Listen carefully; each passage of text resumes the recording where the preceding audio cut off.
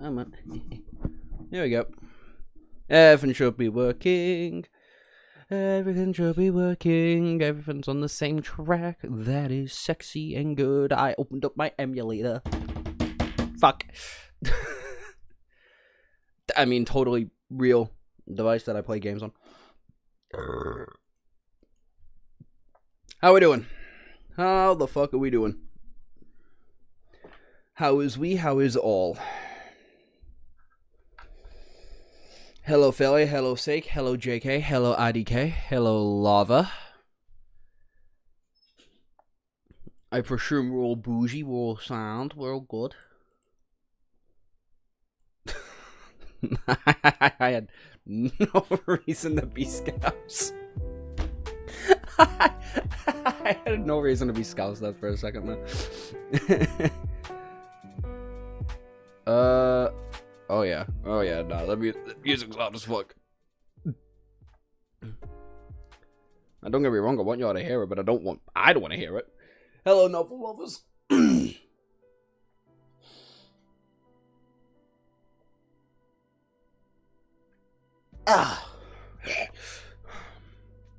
Let's shut my head. There we go.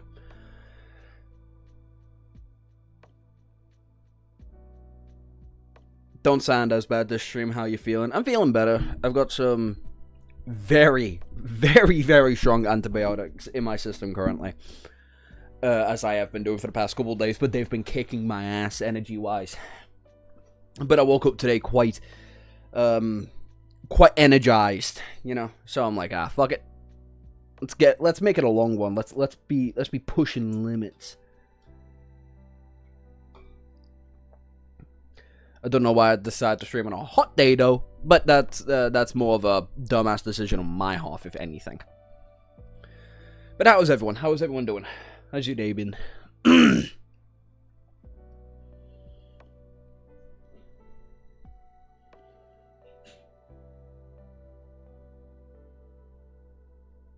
Ugh.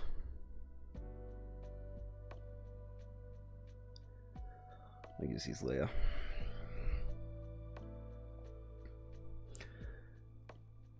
I wish that I could find my husband. Not even a hot day. I mean, up here it's quite hot. Well, not quite hot, but like, I don't know. My senses have been all over the fucking place, so I might even just be wrong here.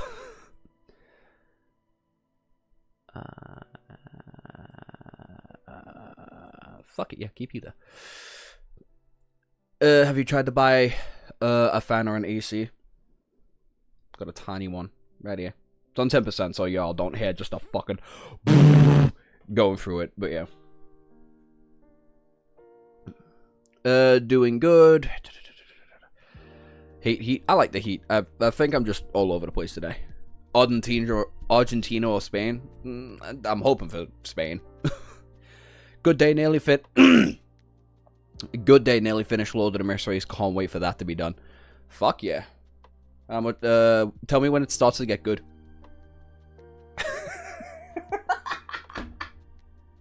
I'm kidding. It's a good story already, but we hate watching Argentina? No, we're not. We're not giving them any more money. We're not giving Argentina any more money. Are you fucking kidding me? No. Cold over the heat? Absolutely not. No. I'd rather be sweating than be cold. I fucking despise being cold more than anything else. Oh, I can't wait for his predictions and fairies, to be honest. Yeah, a lot of you have been very excited for me to get to 955, 956, I think it was. So I can't wait to see what the fuck that's about. Anyone caught up in the new Shadow Slave chapters? Pretty crazy, huh? I've heard trinkets. Not anything like too fucking crazy. I've heard like the general atmosphere that Sunny, I think it was. It's either Sunny got something new, or there's like, I heard power scaling shit pretty much.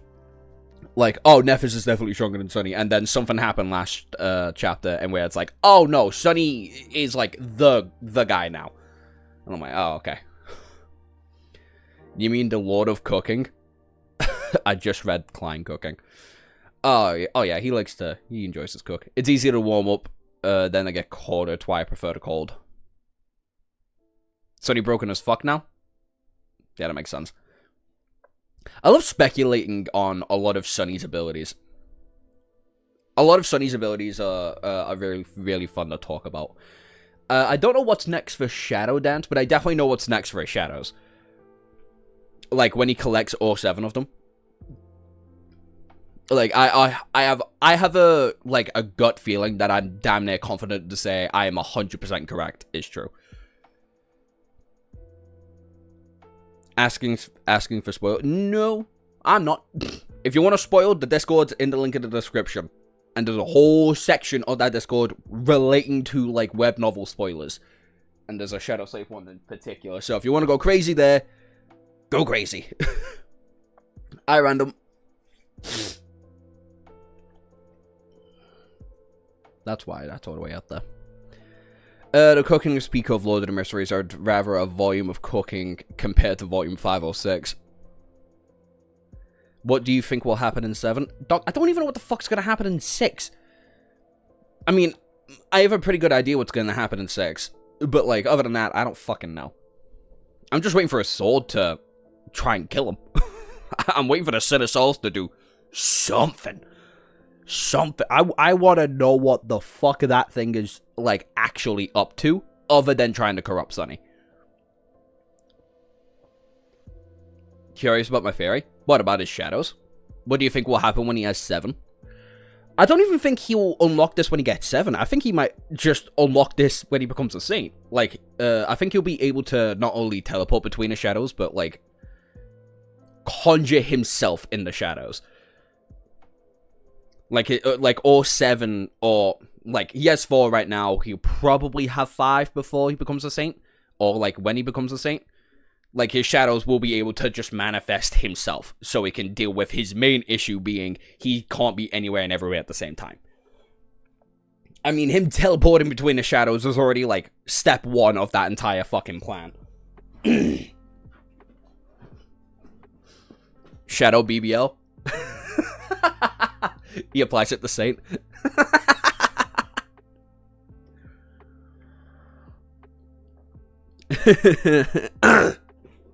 But yeah, that one I am 100% confident he is going to do. Between his already 2 different personas, his conflict between not being able to train Rain and being home and look after Nephis, or be a teacher at the school, or trying to help out Jet when it comes to trying to be a police officer and shit. Like, Sunny's, like, biggest issue since becoming a master is that he is being dragged everywhere, and he just can't do anything about it. But he also has the ability now to conjure shadows, and it's like, okay, what's the next logical step after that? You can teleport between your shadows, you can manifest shadows into tangible objects. Manifest yourself in your shadows. Just makes most sense. Saint is so interesting, one of my favorite characters. You can already teleport between shadows where you're at. Yep. Where are we at right now? We're on chapter 950. A lot of you guys have been very excited for me to get to 955. Is this a shorter or normal length stream? I think this might be one of our longer streams because I'm starting early. You can already teleport between shadows. That's what I'm saying. He can teleport between shadows. He can manifest shadows into tangible objects. What's the next logical step for Sunny's current crisis? Oh, manifest yourself. Multiple times over. Mordred can basically already fucking do that as well. And he's a divine aspect holder. I also have a really fucking good idea on what his flaw is as well. And that's entirely because of a mistake I made. And I'm like, oh, that makes so much fucking sense. So I have a alright, maybe not really good theory. But it's one of the more interesting ideas that I have. And if it's true, I would fucking gas out because I think it's really cool. I want to hear it. Oh, that Mordred has multiple personality disorder. And the reason he has that broken glass. The reason why broken glass is, like, a lot of his moniker. like the glass shard that he has to collect, his entire essence as a being trapped in a chest, and it's a bunch of broken glass shards, reflecting multiple different parts of his personality somewhere. And that's his major flaw. And him getting that so young, I can see why, like, that would catch a lot of interest, especially between higher authorities, like his dad, like Ostorian, trying to corrupt that. I think that'd be a really cool idea. That, it would also explain why he's fucking batshit crazy. You try and torture yourself in multiple different ways. Sonny already fucking does to his shadows.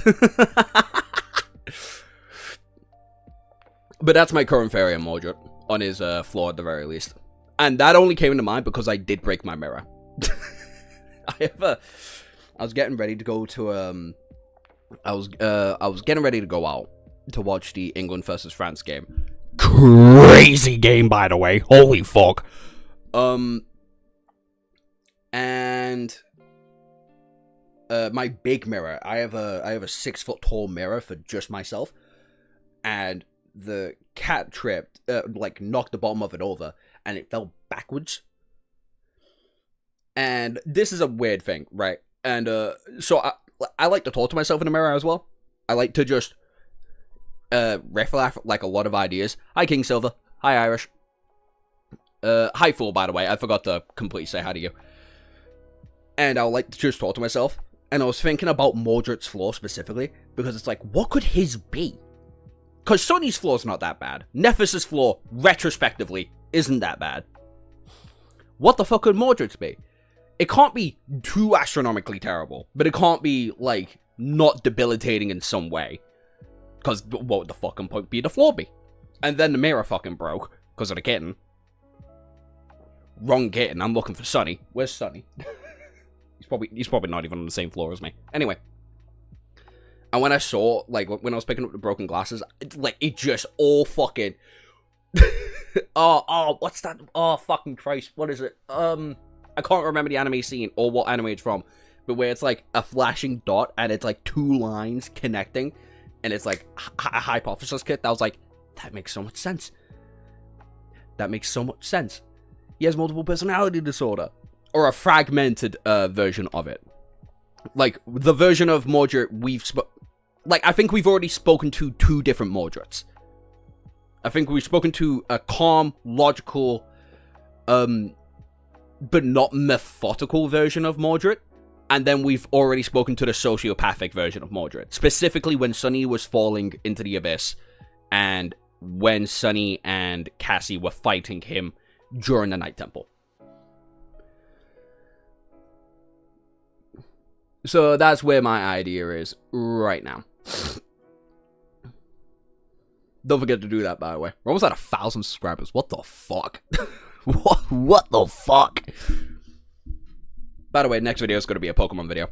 I'm just going to let everybody know that now. I want to go back to explaining a couple things, rather than making fucking hour-and-a-half long reviews over 3 books.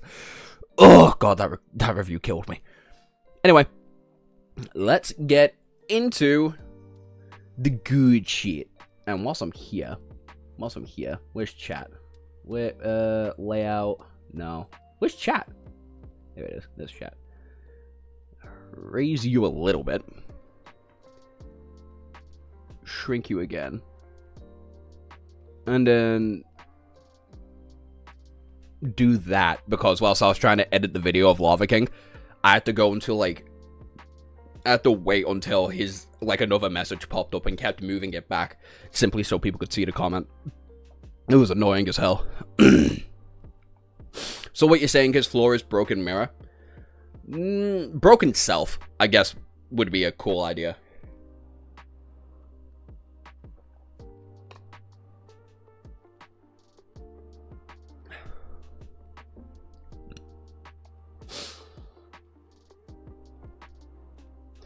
Do you think Mordred has a tarot club type of meeting with his personalities? That'd be sick. That'd be sick, definitely. Is it gonna be how great the Pokemon in Gen 3 were? Yeah, great Pokedex. I'm actually replaying through all the Pokemon games right now. because I do want to make a slightly longer video going like, hey, here are the strongest characters within the actual Pokemon universe. So I'm playing cautiously. I just beat Gen 1 with the ugliest fucking team I think I've ever beaten a game with. Where's my phone?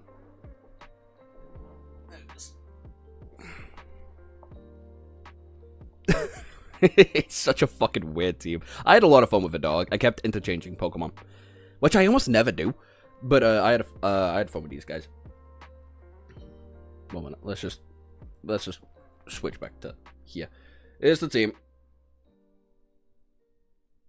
If the phone would fucking come on. Either way, it's Venusaur, Cypher, Arcanine, Persian, Mr. Mime, and Vaporeon. Never used Cypher in Gen 1. Never used Arcanine in Gen 1. Have in Gen 5. Never in Gen 1. Never used a Vaporeon. Period. And I've never used a Persian. Period. Mr. Mime I've already used. Fuck me. That might be the best Pokemon in Gen 1. I'm not even gonna lie. And Venusaur's my baby. So, yeah.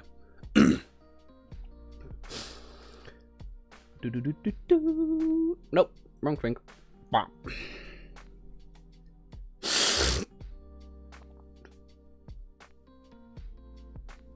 You'll replay it and not live stream it? No, I'm not gonna live stream any of the Pokemon for me. Not any of the Pokemon games.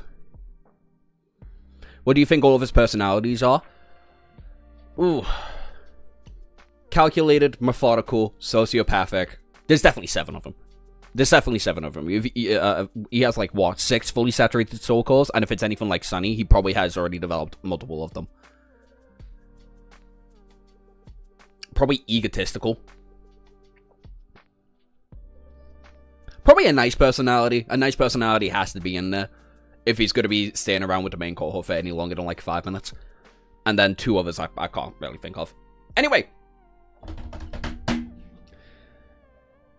That's definitely a team, I guess. Yeah, I know. I'm trying to play for Pokemon with specifically Pokemon I've never used. Imagine his personalities are a direct reflection on Sunny's Shadow's personality. Fool? You're spitting. Fool? You know what? That can go in the fairy book. I can go in the fairy book. I fuck with that. Plus...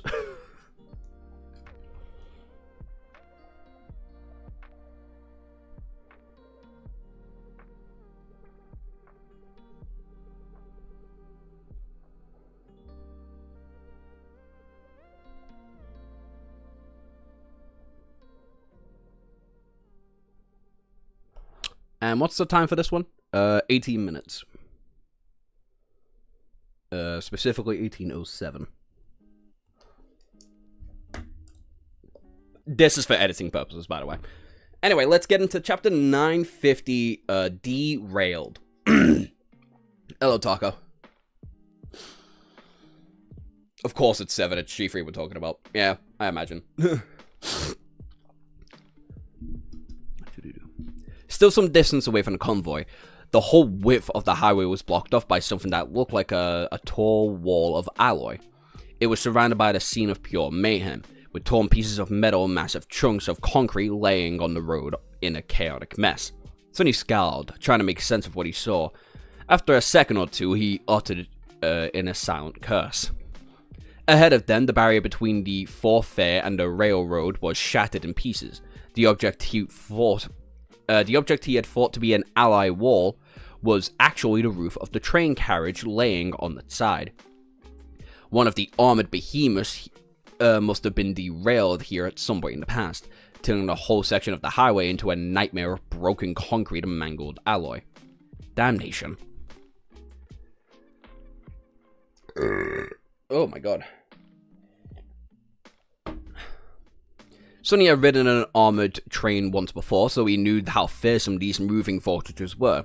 What could have even destroyed an alloy beast like that? He wasn't sure that an earthquake would be enough to derail one of them, even though it was one of the most reasonable theories he had. In any case, Sonny had more pressing problems than guessing the fate of the crashed train. The convoy was not allowed to slow down. The fragile The fragile equilibrium had been able to create all they have been able to create was all dependent on the assumption that the column would keep moving. If they had lost speed, or even worse, were forced to stop, there would be no escape from death. They would simply drown in nightmare creatures. However, the wreckage of the derailed train was thoroughly blocking the road. Sonny Grimston spoke in a short order and communication device. Sam and Quinton, make the echoes fall back into the rhino.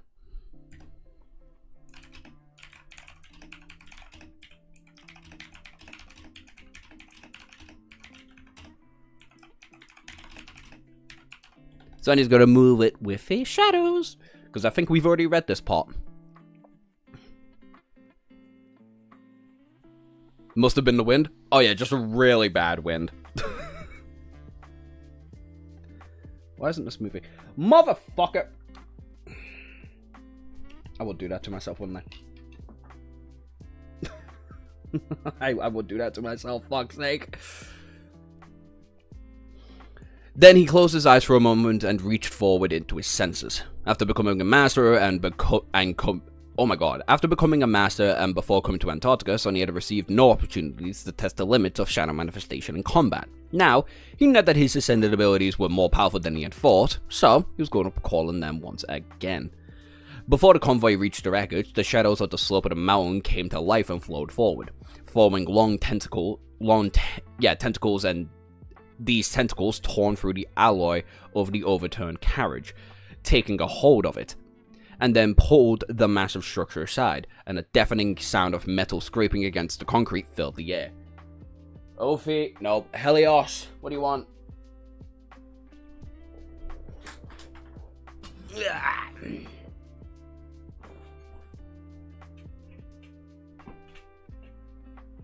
Helios. Where are you? Helios? Where are you? Oh, hi Zeus. Coming in? Okay. Wasn't even Helios.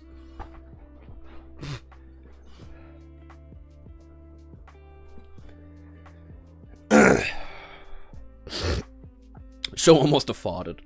Completely derailing the train. Taking a hold of it and then pulled the massive structure aside, and a deafening sound of metal scraping against the concrete filled the air. Come on, come on. The carriage was moved just far enough to create an opening for the approaching rhino. The APC pulverized several chunks of the concrete barrier with its ram, clearing the road, then maneuvered to the side and slid past the mangled alloy structure.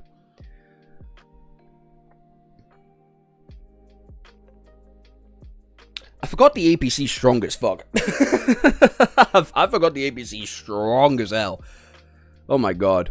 Yeah, we definitely already have read this part. There's no harm in a little bit of rereading, because I definitely didn't take notes on last stream. Behind it, the highway had revealed to be in a terrible condition, so it took a lot of skill to navigate the rhino past the mess of broken metal. Luster was just the man to do it though. He masterfully avoided all of the serious obstacles and ran through those that could be destroyed, without ever slowing down. The rest of the vehicles weren't as large as the APC, so it was not too hard for them to follow. Several abominations crawled from the wreckage to lunge at the convoy, but were swiftly pierced by arrows and poisonous bullets.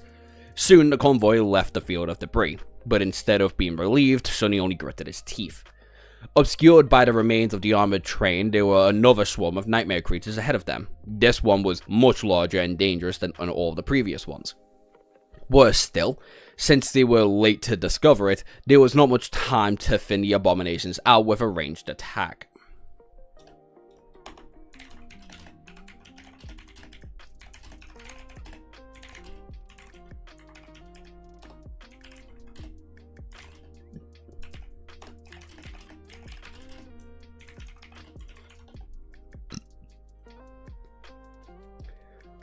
Yep, the app is the size of the apartment room. Oh, yeah. Like, I forget the inside of the APC is, like, an actual small building. That's... casually plowing through concrete barriers like a scythe cutting through grass. Yeah, pretty much. It's fucking crazy. I'll never know how it fucking works. What? Oh yeah. The convoy was under a real threat. God damn it.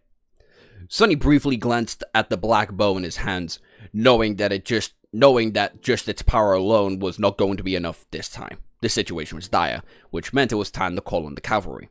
He considered summoning Nightmare near the rhino and stylishly jumping onto the saddle from the roof, like he had seen cool heroes do in webtoons, but then decided against such theatrics. It was not that Sonny was not capable of landing on the back of a galloping horse from the moving vehicle, it was just that Nightmare's saddle was a memory, and had to be hoisted onto the black steed by hand each time he summoned. By now, Sonny was capable of riding a horse without the saddle, but using any kind of melee weapon effectively without stairs up. Oh, stairs up was more or less out of the question. Stirrups were essentially the mounted combat, insignificant as it may seem. He sighed. I guess I'm just not cool. I like how he says he's just not cool, when Master Sonny is unarguably the coolest version of Sonny we've interacted with so far. Like what? Mundane Sonny. Pussy, broke ass bitch. Alright. Then there's Sleeper Sonny, who is still like a pussy ass bitch, but he got cooler. Then there was Awakened Sonny, and where he was just doing anything and anything, frankly. That poor boy went through the fucking ringer, and then he took the experience of being asleep and unawakened into the master, and now he's like the coolest he's ever fucking been.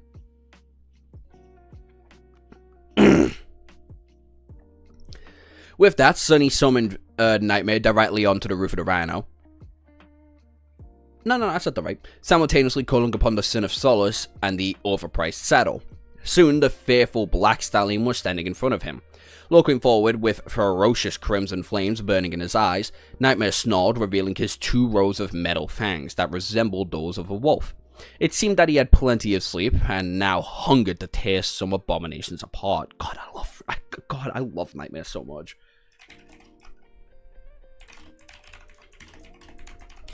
I love this fuck-ass horse. Moonlight glistened on the dark surface of the cruiser abomination, the cruiser adamantite horns. Don't you worry, you'll get your chance to rampage, just a few moments.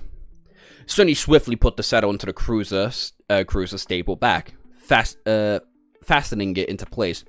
Just at that moment, Samara's rifle barked, sending a shining round flashing into the darkness of a chorus of bestial howls was the reply. Yeah, Master Sonny went on a generational run. Teacher Sonny, that random uncle with the craziest lore. Dead ass. Dead ass, though. I hate that sword. I don't like the Sin of Solace at all. The Sin of Solace, it creeps me out more than anything. I can't wait to see this get animated in 46 years. I mean, if it's anything like the web novel, then I'm going to be concerned more than anything else. Can we talk about how the Sin of Solace is one of the coolest weapon names ever? That is true. Sin of Solace, like, brother, that's sick. That's a sick fucking name. Nightmare is a pitbull named Cupcake. Dead ass though. I fucking love it. He cursed, grabbed the hilt of the Sin of Solace, and jumped onto the saddle. Sonny closed his eyes for a moment, sensing insidious whispers assault his mind. Today they seemed especially clear. He took a deep breath and looked forward and sent Nightmare charging. Oh, I know why you people want me to go to 9:55 now. The black steed lunged forward, jumping from the roof of the rhino in a tall arc. Inside the APC, Luster flinched at the adamantite hooves thundered right above his head, and then craned his neck to stare at the swift shape of the leaping steed. Ah! What the hell? He paused for a moment, and added in a stifled voice, "Damn majestic." Plummeting forward into the mass of abominations, Sonny gripped the hilt of the Sin of Solace tighter and poured essence into the Dying Wish, activating its soul enchantment. Let's teach these bastards the true let's teach these bastards the meaning of true fear, Nightmare. Oh my god. I don't like how that's worded at all. But hey, we're on, fuck's sake, I need to go to a different thing to get my sources. 951. Outrider. The Sin of Solace, SOS. It's a call for help as far as I'm concerned. Well, yeah, you do need help. You're wielding the Sin of Solace. And you're going up against it. Alright, wait. Can anybody remember when we get the Sin of Solace? Like, specifically what chapter? Because I do need to reread through those enchantments again.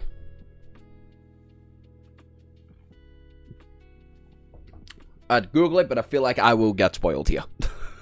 I have a good feeling this thing is gonna concern me. Oh, bitch. Did I? No, I didn't. Alright. Josh, keep in mind the clearer the voice is, the more insane you get. Well, yeah, I imagine. I also want to remind you, I've never thought of Sunny to be a sane person. Like, never once in this novel have I ever thought Sunny to be sane. But yeah, if anybody can tell me what chapter we get the Sin of Solace, or we learn the runes of the Sin of Solace, type it in chat for us, please. Nightmare landed on the surface of the highway, less than 100 meters away from the rushing swarm and galloped forward without ever slowing down. The wind howled in Sunny's ears as the dark stallion adamantite hooves rang sonorously into the cold concrete. A vicious grin somehow found its way into Sunny's face. I must have lost my mind. Oh, there we go. There's the sword.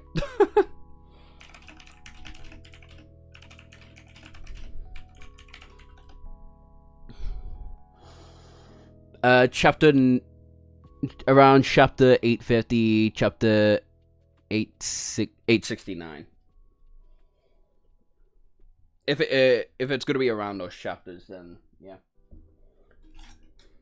Because I keep saying the Sin of Solace is made by a diamond, but I can't remember if that got spoiled for me, or if it's because I read it in the description, and I cannot fucking remember.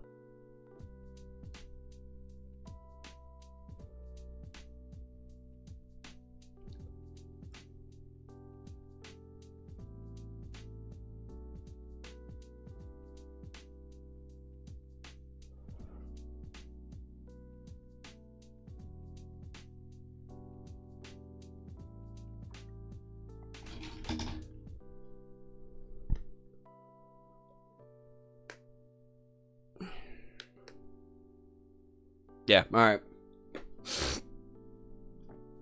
Diving headlong into the tide of the hundreds of nightmare creatures was no cause for a smile, but for some reason he felt exhilarated. Perhaps it was the sinister whispers of the cursed jade sword that was subtly influencing him. Perhaps Nightmare was simply not the only one who longed to go into a murderous rampage. Ever since LO49, nothing had ever gone right for Sunny. The bitter pleasure of all fueled him with frustration and anger wished for a way out. Now he was going to unleash it on these damn abominations. Die! Driven into a mad frenzy by the call of the dying wish, the first of the nightmare creatures leaped into the air, its fangs glistened into the moonlight. Sunny leaned forward to cut it apart, but before he could, Nightmare's jaws snapped and tore the beast's throat open with a violent twist of its neck, and the black stallion sent the convulsing body flying into the mass of abominations. In the next moment, they plunged into the swarm. The Sin of Solace sang, slicing creatures after creature apart. Wrapped in shadows, Sunny fought with stunning speed and precision, obliterating any abomination that tried to get close. It was as though he had thought he was surrounded by a whirlwind of the rending jade. The flesh of the nightmare creatures parted before the white blade of the beautiful giant like water. Nightmare was no less deadly. The dark steed galloped forward, slaughtering creatures with its fangs, his horns and his hooves. Some were torn apart, some were thrown into the ground and trampled to death. Some were simply tossed aside like broken dolls by a shattering crash with a what the fuck? Destrous wide chest. The soul was the worst thing that happened to this community. I remember when I lost my mind.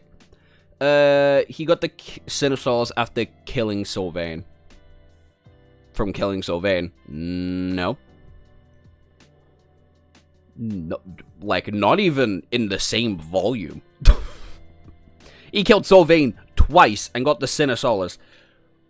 Sylvain got killed in Volume 3, then Volume 4, and then he got the Sin of Solace in Volume 5. Are you sure about that? Yeah. That's crazy, but yeah, sure. I see what you mean. I mean, he had to deal with one nightmare to get another, but...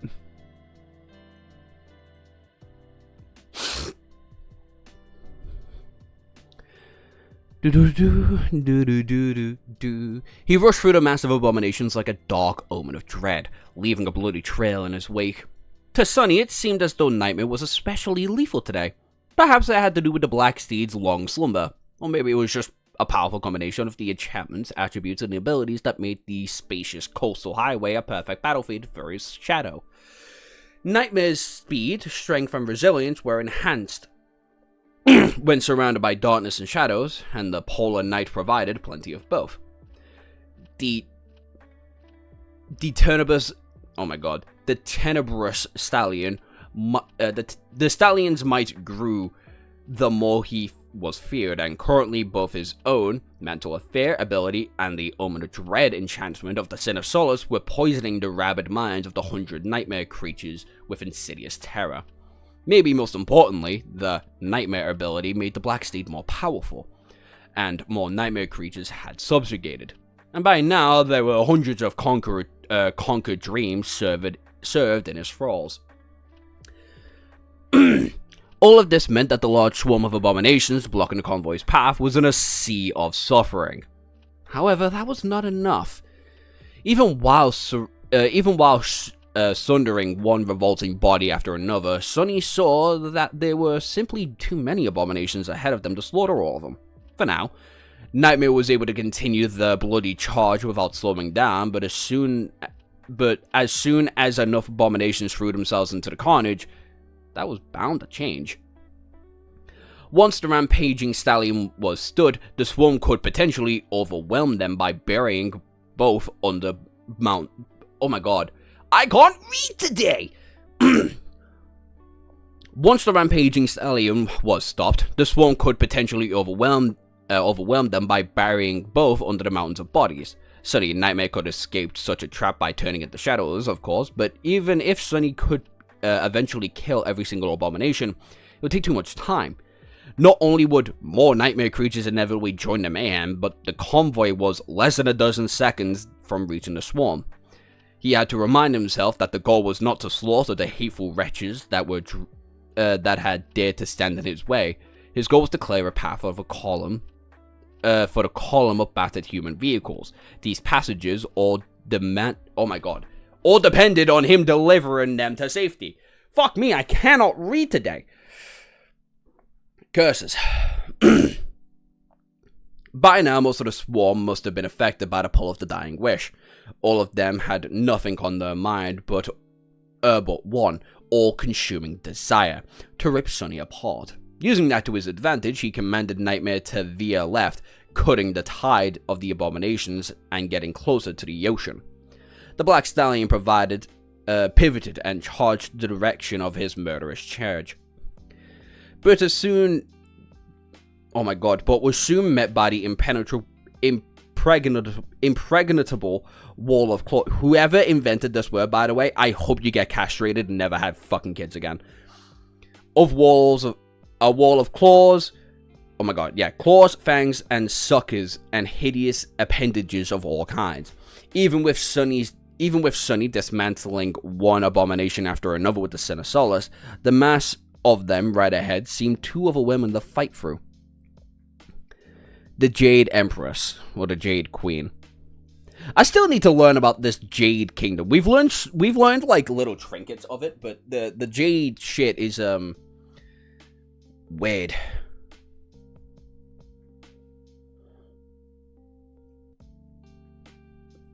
If this fucking setting pops up one more time, I might just kill someone. Frankly, I'll fucking do it. I don't care. All right, I just need you up there. Impregnable. Oh my god, it is impenetrable. Never mind. G3 uses impregnable, or like a fair bit. So anytime I see impenetrable now, I just think impregnable, and it annoys the fuck out of me. The queen who got an entire palace built for her just because she was a beetle. We should be learning how to treat people from that guy. The Son of Solace is like the Subaru stair scene. I still haven't watched ReZero. I've been watching The Mentalist. I'm going to be watching, what's that horror show? Oh god, what's that horror show? I can't remember what it's called.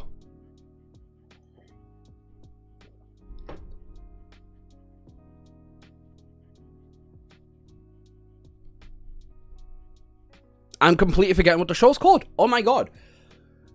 My brain's not working today. I'll remember eventually.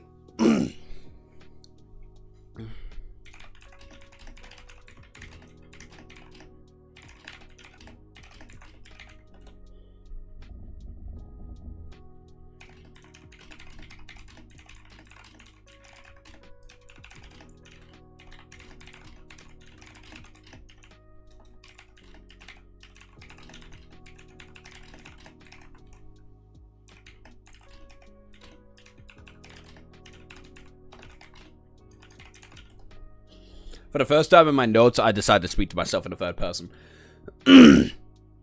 Dude, watch ReZero. Genuinely a 10 out of 10. I've seen the first season, and no, it wasn't.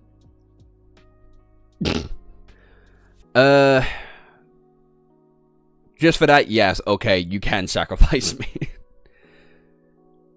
By the way, I haven't watched or read ReZero. Yeah, maybe in the trailer as a joke. But not in the EP, I think. I mean, I know about the stair thing. Like, I know about the stair joke and shit. But I don't know. Like, I just don't know anything else about it, really. One of those anime that I've, like, I watched at one point, and then I just couldn't be asked. I think I got through halfway through season 2, and I was like, I'm out. I'm bored. Maybe when I get through the horror show, I'll give it a chance.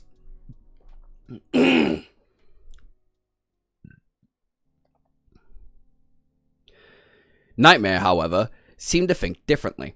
Continuing forward at the same speed, he let out a contemptuous snort, and then soared into a powerful jump.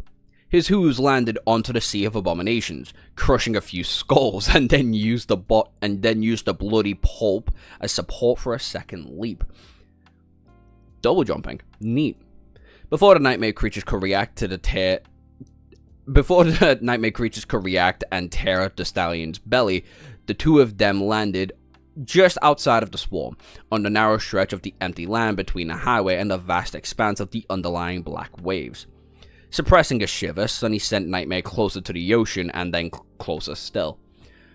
Almost into the shadows, to a point where fountains of cold water started to fly from the cruiser's hooves with each stride.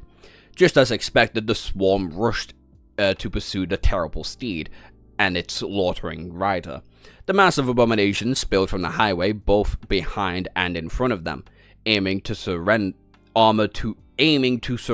the enemy once more, just as planned. With that many abominations leaving the road, the convoy received a chance to slip through. Luster sent the rhino crashing through the barrier, separating the railroad from the thoroughfare, and continued forward along the slopes of the mountains, plowing through a few stragglers with its ram. The column of the vehicle followed, with the irregulars clearing the path ahead as well as they could.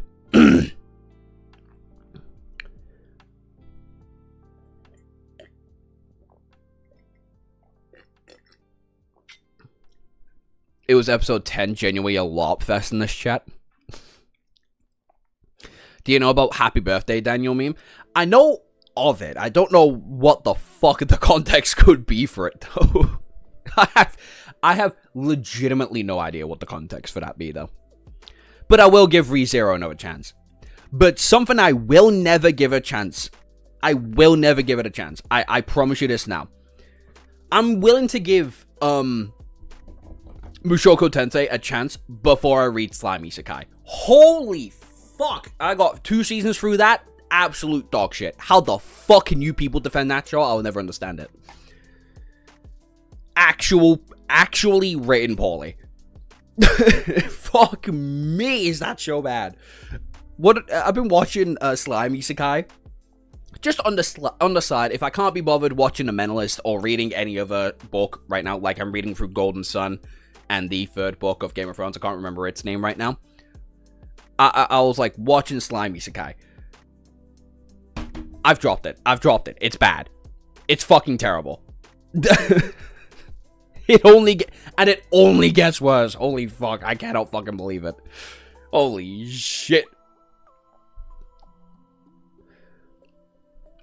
Not a single interesting character in the entire show. That's fucking impeccable. That's incredible.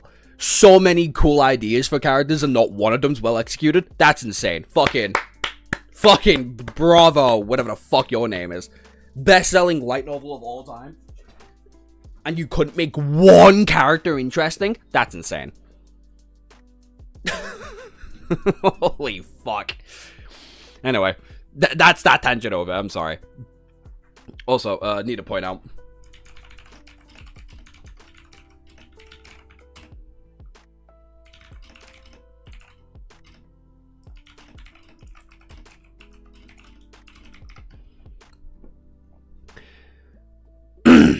Looking to his right, Sonny saw the massive silhouette of the APC speeding past his position, barely visible behind the sea of monsters. With a sigh, he ordered Nightmare to slow down so that the swarm could concentrate on them and give the convoy a chance to pull ahead. A few moments later, the tide of abominations descended upon them. Sonny and Nightmare fought like fiends, eviscerating dozens of creatures. The Shadow in a brutally gruesome way, his master with clean guts of the pristine jade blade. Slowly, a pile of corpses started to grow around them, making it hard for new enemies to lunge at the dreadful pair. After this battle, Nightmare would have sown plenty of seeds of fear to harvest later. Of that, Sonny had no doubt.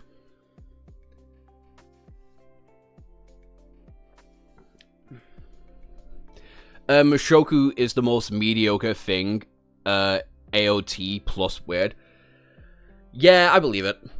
But if the world building is as good as people advertise it to be, then I'll give it a chance.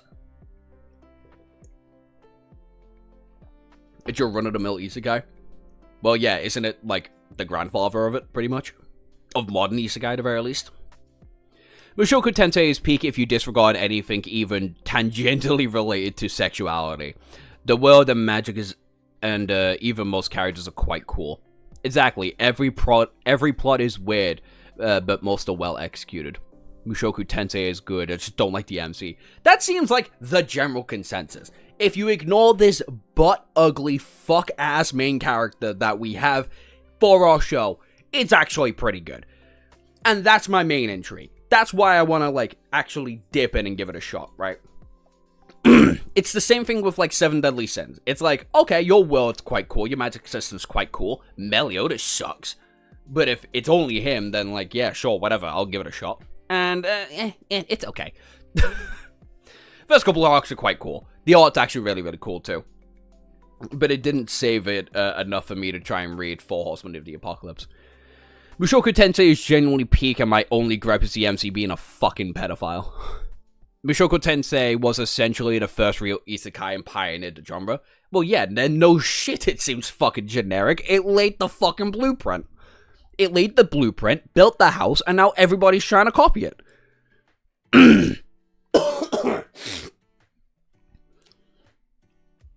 It's the exact same thing as Dragon Ball. right? And where it's like, oh, you made this, you made the blueprint, and everybody tries to fucking follow it because it was well executed. Then no shit, your shit looks boring because everyone else is trying to copy it from behind. The main character gets way better in the series, reflects on how messed up he was, and it is disgusted in himself. Exactly, so we need a Exactly, so we need a PDF converter, and I don't know, make it a PNG document. Yeah, no, Seven Deadly Sins was not it. God, no, it wasn't it.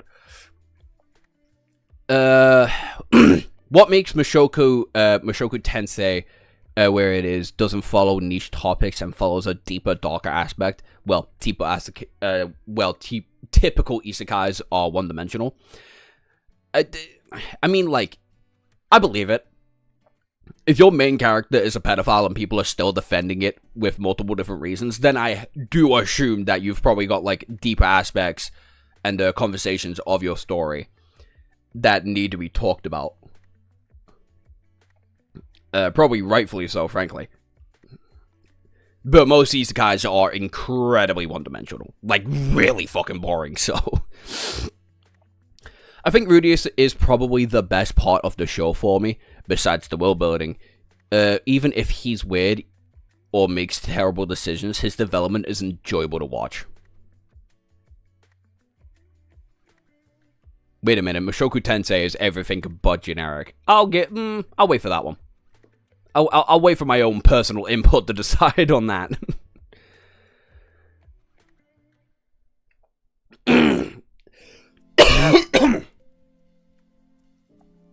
Yo, Josh, at 1K subs, are we doing another AO free stream?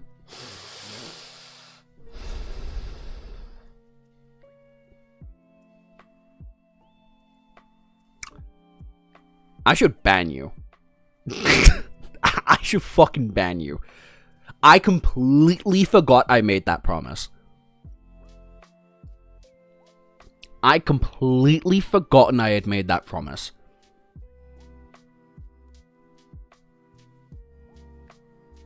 In fact, if we go into 18 plus in the Discord server, I think we have stories ready for that. 18 plus. We fucking do as well. Ugh, wait, who is that from? Is that from random? It's IDK. No wonder you fucking... no wonder it was you recommended it. You're the one who read through the stories. I forgot.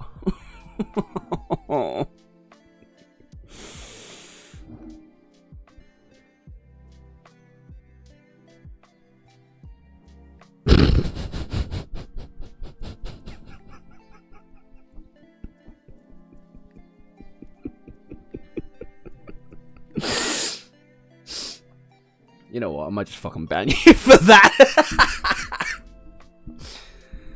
I've read so much shit to recommend it to you, and you're trying to ban me? Yeah, I know. It was a promise that I fucking made, and you just trying to make it easier.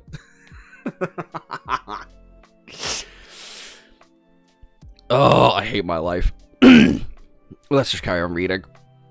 Okay, we're on the right page. After this battle, Nightmare would have sworn plenty of seeds of fear to harvest later.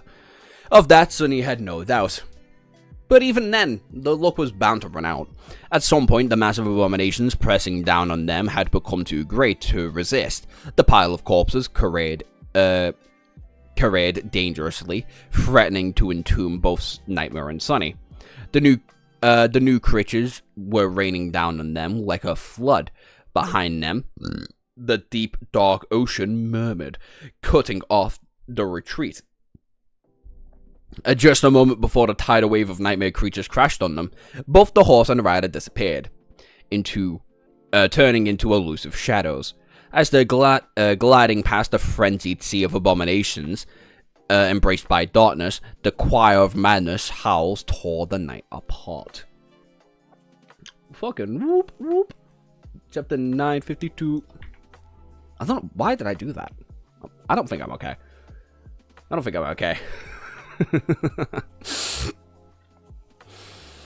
It was okay.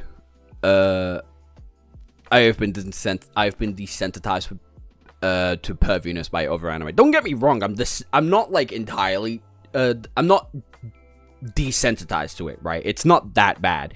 It's reading out loud to a couple dozen people that makes me fucking hate it.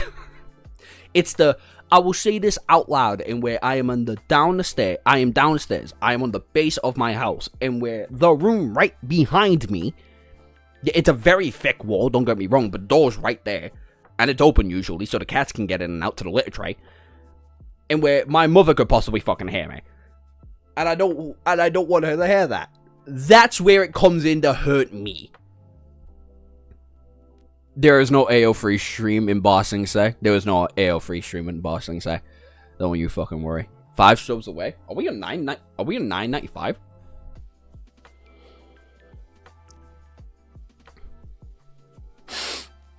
We're on 997. Fuck. God damn it. I forgot. Have you read Blue Lock? Only the first 100 chapters, and then I dropped it. I'll pick it back up.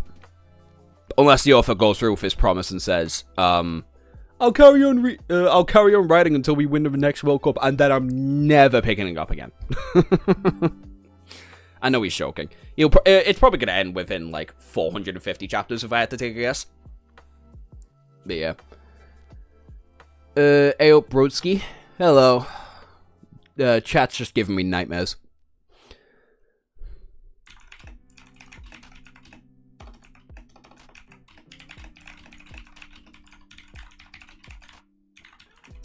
Oh, fuck me. I need to make a clip of that. God damn it.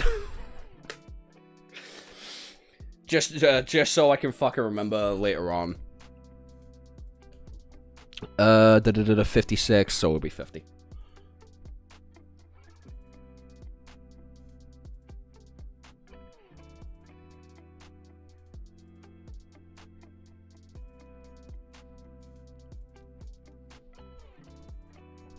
There we go.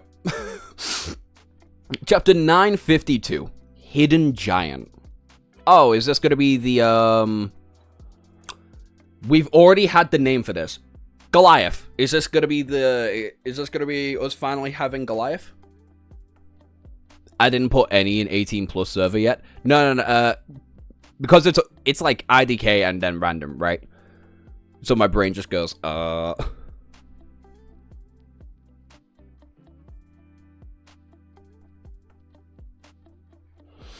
watching streaming out right now without having chat, so I have to type here. Fancy Fairy or Mordred.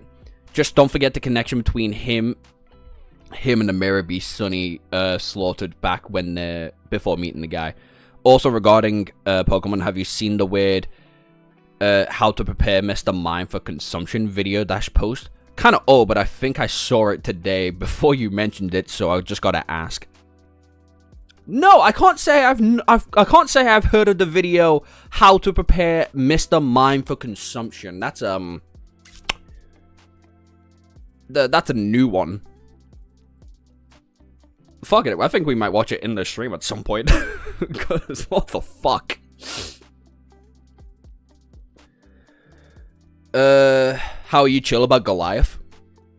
Because I've heard I've heard the Goliath fight's a pretty good fight. And it's also Goliath and the Winter Beast. So I don't know. Do you think Sunny can handle a Titan already? No. Probably not. On the dark, desolate highway, the black steed and its bleak rider emerged from the shadows. Adamantine hooves rang on the concrete as it flew forward through the falling snow, soon catching up with the small column of battered vehicles. Overtaking one transport after another, Sunny briefly evaluated the condition. The convoy was roughly halfway to its destination, and none of the vehicles had failed yet. Each looked as if they had gone through a meat grinder. But whatever the technicians had done to the transports was still keeping them from breaking down on the road. Hopefully they would continue to be in the case. His soldiers were doing a good job of warding off the nightmare creatures as well. Nothing had emerged to attack the column in his absence. The refugees were all intact. Glancing at the military vehicle, Sunny sent a short communication sent a short communication to Gree. "And which ammo do you have left, Sergeant?" The response came in a crackle of interference. "Glad you're back, Captain. Sufficient. Or two, nearly spent." Sonny frowned. The worsening quality of the signal could mean only one thing. They seemed to be approaching a powerful gate.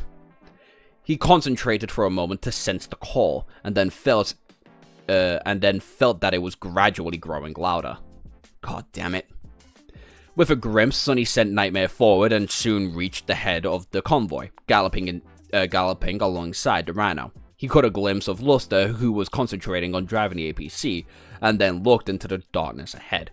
At that moment, there were not enough stragglers on the road to make him summon back Morgan's warbow. Abomination and Blackie were enough to deal with them. However, in the distance, still a few kilometers away, Sonny saw a hint of wrongness hidden in the darkness of the polar night. There was an ugly rift in the fabric of reality there, one that seemed small and inconsequential from a distance, but had to be considerably wide and tall up close, blocking most of the highway. A nightmare gate. The question was, how long ago had it manifested? Depending on the answer, the abominations brought into the waking world by it could have been wandered. Brought into the waking world by it could have wandered away in search of prey, or were still lingering around. There was only one way to find out, I guess. Not in a hurry to get back onto the roof of the Rhino, Sonny remained on the saddle, wielding the Sinisaurus in one of his hands. He was tensely looking at the swiftly approaching gate, trying to notice the shapes of the nightmare creatures that could have been hiding on the highway or the mountain slope nearby, even in the cold waters of the dark ocean. There were no enemies in the ocean, there were no enemies on the road. However, the mountain slope made him feel tense. For some reason, disturbed, Sonny studied the cliffs. Studied the cliffs rising above the highway to understand what he'd missed. The shapes were somewhat irregular, but he did not see any movements. That was until the slope itself unfurling? Unfurling long limbs and turning away to the mountain to face the highway. Okay. My brain was fucking lost on that word for a moment, man. The winter beast abilities are so cracked. I mean, if he's making a fucking winter storm that could encapsulate the entirety of Antarctica, then yeah, I'd imagine so. Sonny and me should get nerfed, to be honest. Only Sonny and me are pulling up such numbers in Antarctica. The Winter Beast, but as a cursed titan. That sounds fucking abysmal. That sounds horrible to go up against right now. The world ends if anybody encounters a cursed titan. What if it's on the moon? You don't know that. Maybe that's the thing that's looking back on them. We've encountered worse. I don't know worse. Okay, maybe ahead of the novel, probably. But, like, where I am, no. Oh. That coffee went down well. Have you watched the Pokemon armpit ranking vids? What? What? I scroll up chat by accident to get rid of the fucking thingy, and I just see, that. Honestly, reading Antarctica, I didn't think Titans were that strong. Well, Mordred's almost a Titan. And he was, like, considerably strong. Is he a Titan? No, there's a different name for them. Is there?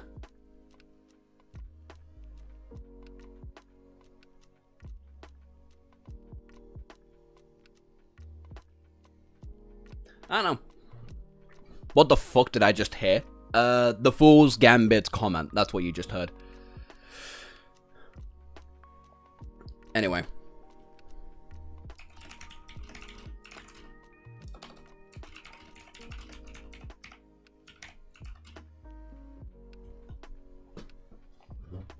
Sonny uttered a stifled curse. At 10 meters tall, a creature was gargantuan.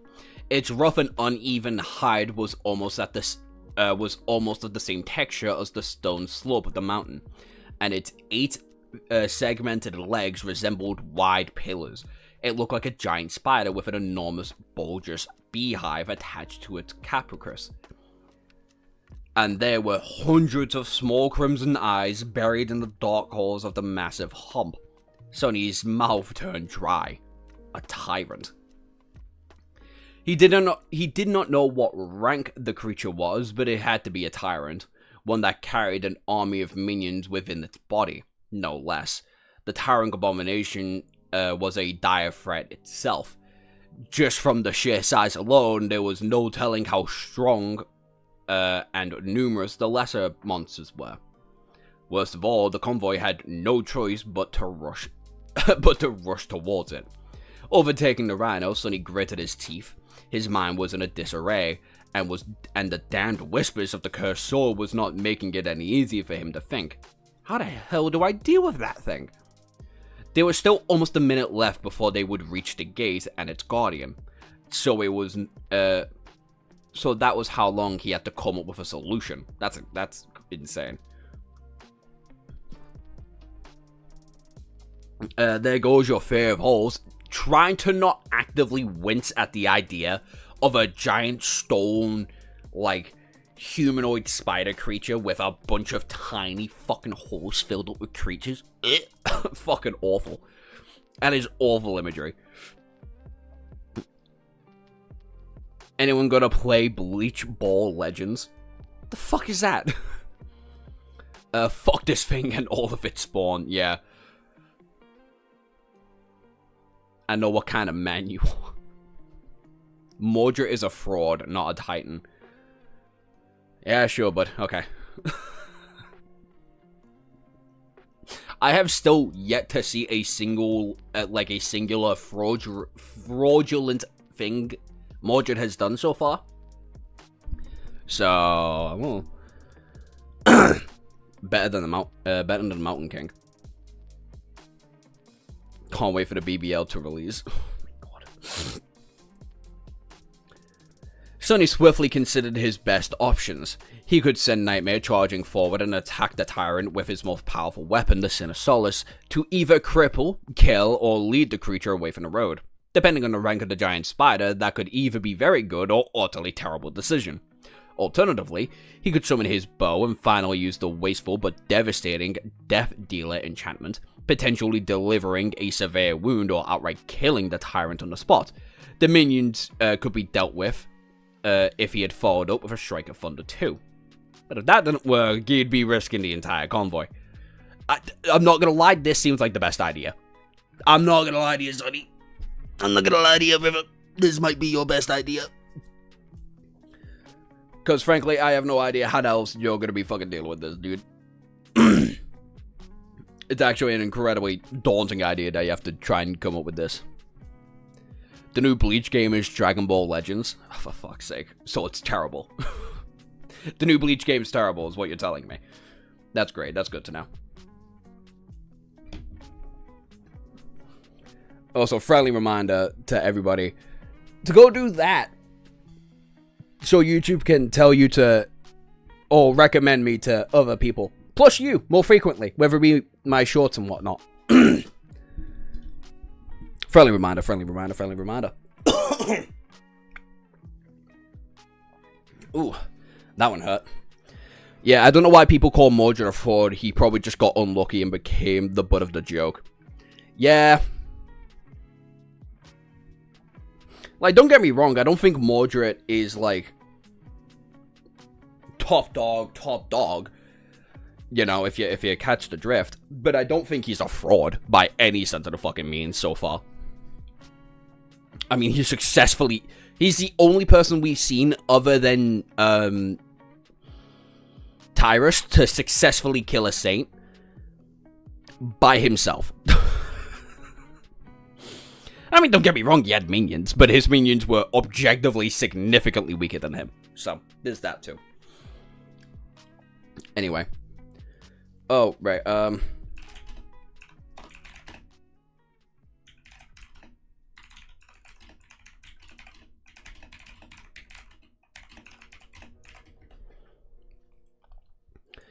Sonny almost commanded Nightmare to rush towards the tyrant, but at that moment, something strange happened. The giant spider, who had been staring at the approaching human vehicles with a malevolent intensity, suddenly froze for a moment, and then took a step back. Oh, for fuck's sake, what are we doing? Then the creature turned around and rushed towards the mountain, climbing the slope with its long, powerful legs. Just a few seconds later, it was far away from the highway and was continuing to go further, large boulders rolling down from where it had passed. It was almost as if the tyrant was scurrying away. Sonny blinked, dumbstruck by the unexpected turn of events. In front of him, the highway was empty, but only a pulsating rift of the gate obstructed its middle section. What the hell? Why did it look as though the tyrant was running away from something? Before Sonny could digest the new information, a cold shiver ran down his spine, and his hair almost stood on the end. A sense of danger and fear like he had never experienced before suddenly burst into his mind. Swinging his head to stare at the ocean, his eyes wide, Sonny felt a colossal shadow rising from the depths of the cold water. The waves retreated a few meters back, and then a titanic stone hand suddenly broke from the surface and soared into the night sky. The arm of the submerged giant rose above the coastal highway like a dark tower, easily reaching 20 or 30 meters in the air, and then careered, starting to fall into the direction of the convoy. What the fuck? That's Goliath? What in the hidden boss is this? What the fuck? Sonny, run! Sonny, run away from it! Go away! Oh my god, Sentence, you need to fuck off so badly. What's going on? Don't tell me. Okay, sweet baby Jesus.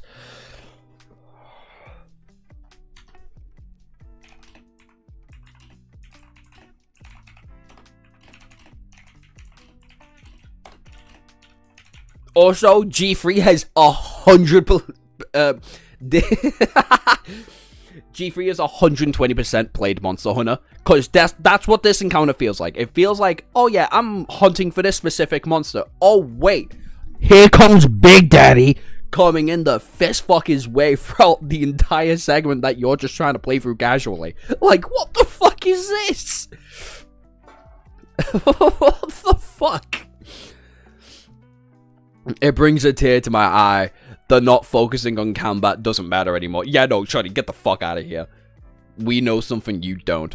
How I felt running into the Tree Sentinel in Elden Ring. Oh, I can imagine the Tree Sentinel specifically behind the door. Specifically behind the door. What the fuck? Alright, chapter 953. From all we have seen, utility aspects are much more useful than combat aspects. They are, but that still doesn't demand them to be stronger. It just means they're more useful generally. Sonny froze, mesmerized by the harrowing sight of the dark expanse of the withered stone rising from the depths of the ocean. It rose higher and higher, rivers of water flowing down from the numerous groves and ravines covering the surface of the giant's hand. Due to the scales, it seemed as though the arm was moving deceptively slow, but he knew that was an illusion. A single thought formed in Sonny's stunned mind. Goliath. One of the three titans that had come to the Antarctic Center. It had to be him. The Whispering Legion of Dead. The Whispering Legion of Dead. The Winter Beast prowled somewhere far into the north, and the last one, the stone giant Goliath, had disappeared without a trace. The army command had no accurate data on its current location. The last time Sonny had been in contact with them. No wonder if it was a missing if the missing titan had been traversing through the shallows off the coast of the landmass. It was a damn fallen titan. Run! Sonny, bitch! Run!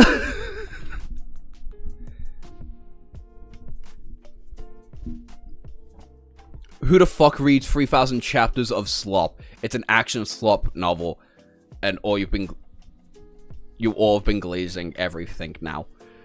Joshua, you have your first hater here. Nah, he's been here. Klein's been in the comment sections for a very, very long time now. You just learn to ignore him. A fallen titan. What the fuck? Sonny, what the hell are you gonna do?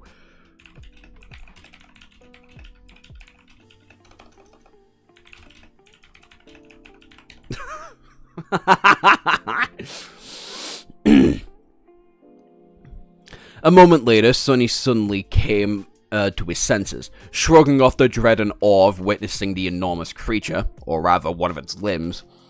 What was the big deal anyway? Goliath was a runt as far as the Titans were concerned. He was simply a giant stone abomination instead of a sentient force of nature. Even then, Sonny had seen far greater beings before.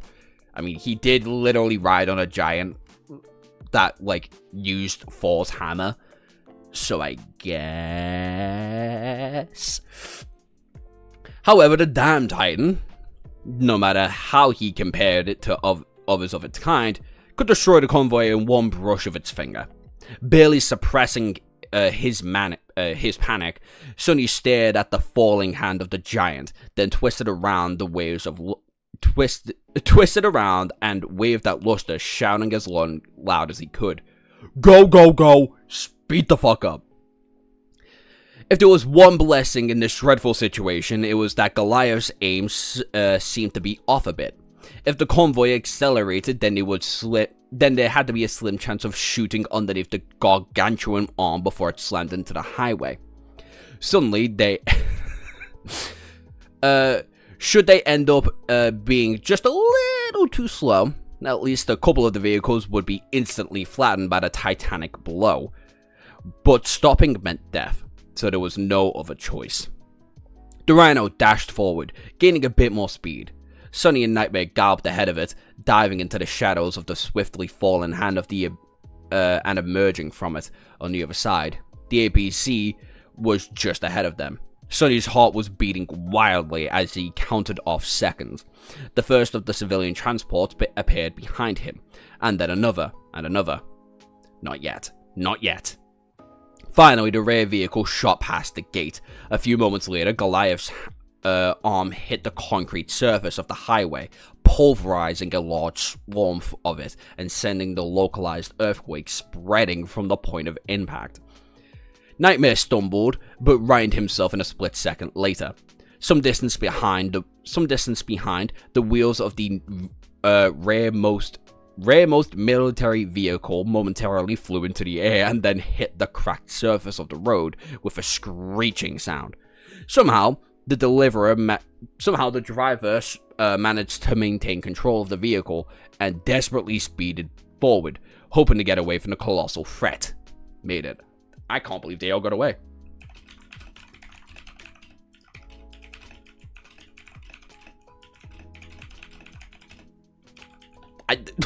What the fuck?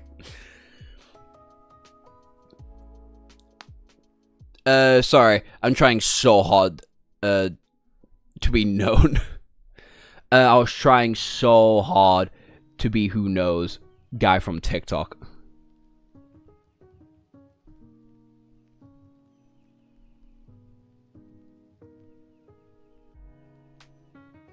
I don't know what that means, but whatever.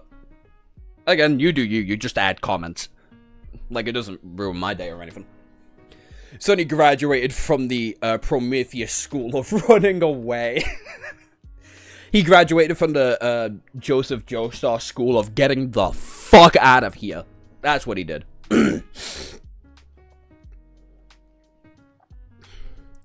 Sonny let out a groan, knowing that their narrow escape from death was both temporary and futile. No matter how fast the convoy was moving, they had no hope of outrunning a Titan. Now that Goliath was aiming for them, there was no chance of salvation. Unless something managed to stall the giant for a few minutes, the convoy was doomed. Not fair, not fair. This is not fair. After all they had been through, after everything he had done, this was the end? Sonny felt like howling at the moon in sorrow and anger. That's funny. Behind them, the enormous hand scraped against the concrete, and then a titanic shape started to rise from the ocean. Goliath was pulling himself out of the cold water, its ugly head emerging from beneath the waves first. Sonny shuddered. The Titan was somewhat humanoid in appearance, but far from resembling a graceful statue, unlike the magnificent monuments of the Forgotten Shore. Goliath looked more like a small mountain that had come to life like an effigy of a human. The surface of its body was rough and unpolished, like the unnatural cliffs, and its proportions were all wrong.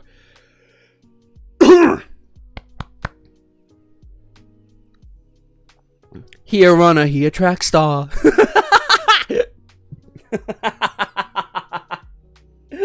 That's brilliant. When running for your life, you might even break a few world records in the process. Dead ass, though. The World Cup about to make a cameo.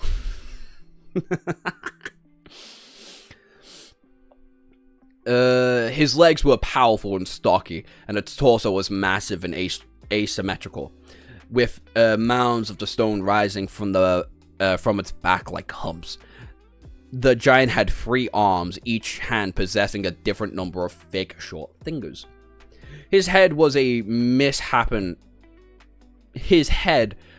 a misshapen hill of a brown rock, the 2 cavernous holes gaping in it, drowned by darkness, and a singular circular eye set deep into the center of its forehead.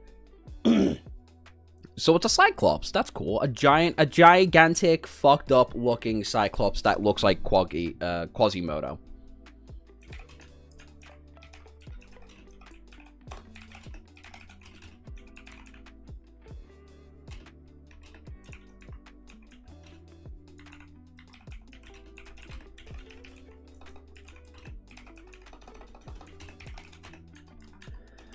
Fuck. Alright, this actually is gonna kick in like a bitch. How the hell do you spell Quasimodo?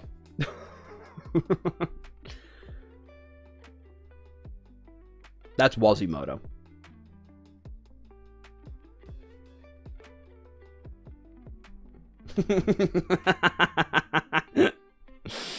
I'm sorry.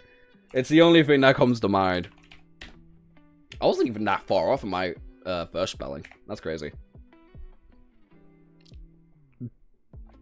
Shout out to Colossus ass encounter. Dead ass. This is like the second Titan you have to fucking fight in the game. Like a stone Titan from God of War. Yeah, pretty accurate. At least Sonny thought it was an eye.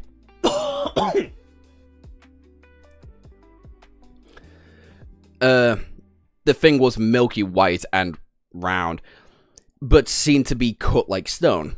The rest of the Titan's body, the thought of being gazed upon by the giant eye made him feel a deep sense of primal terror. Or rather, even more of it. Sonny knew that the convoy had no hope of escaping the Titan, but they still had to try.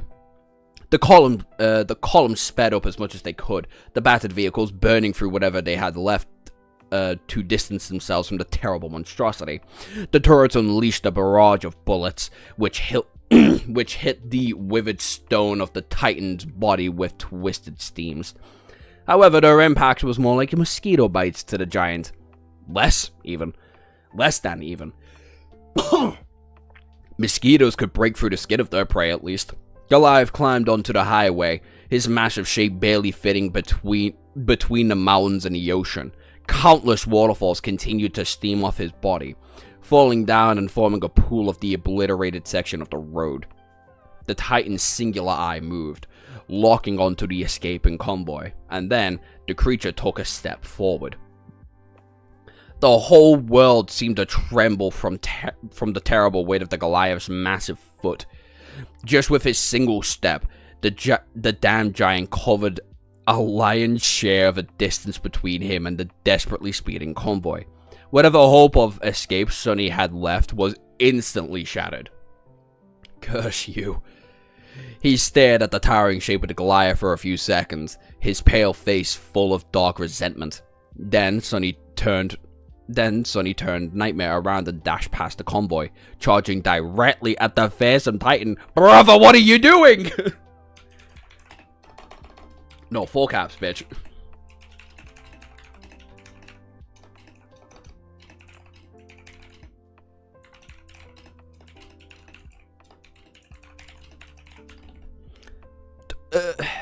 Is this your first time seeing a Titan, Joshua?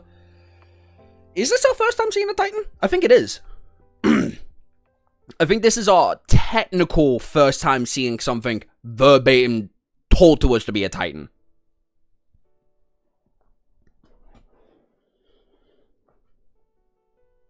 Sonny said he's not a hero, deadass. Technically, no, he saw two at the Forgotten Shore. That's why I said technically. Like, I know about the Dark Abyssal, like, ocean and then the creature inside of the ocean. Like, I believe are Titans.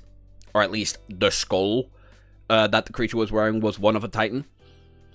But this is the first time we've been told verbatim, this thing is a Titan. And get the fuck away. Oh, Lord. Sonny, what the fuck are you gonna do, brother? What do you have? I don't think Shadow Manifestation is strong enough to help you out here. I'm not gonna lie. And once again, friendly reminder to hit like on the stream so YouTube tells you that you enjoy my content. Anyway. Also, the Sun and the Forgotten Shore. Sun wasn't a Titan because Nephis was able to kill it.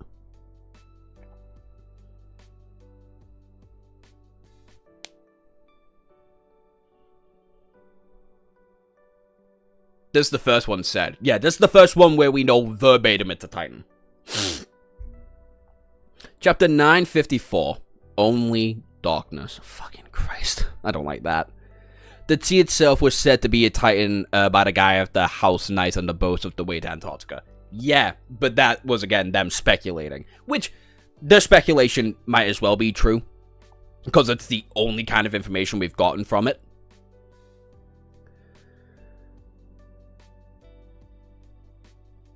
It was a Terra trying to be a Titan, no? I don't fucking know.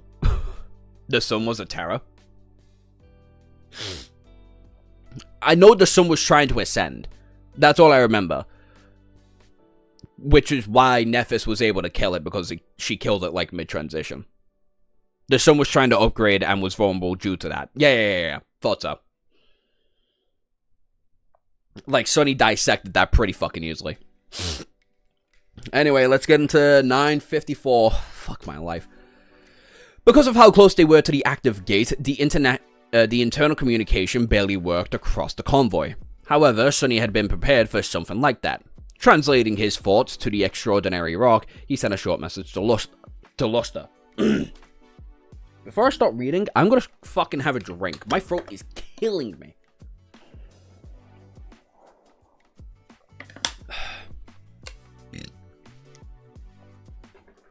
No matter what happens, continue forward and don't slow down. I'll catch up to the convoy later. Hopefully. Luster must have lost his shit when Sonny said this. Luster must have lost his fucking mind when he said this. Cause what the fuck do you mean? I'll catch up later. What?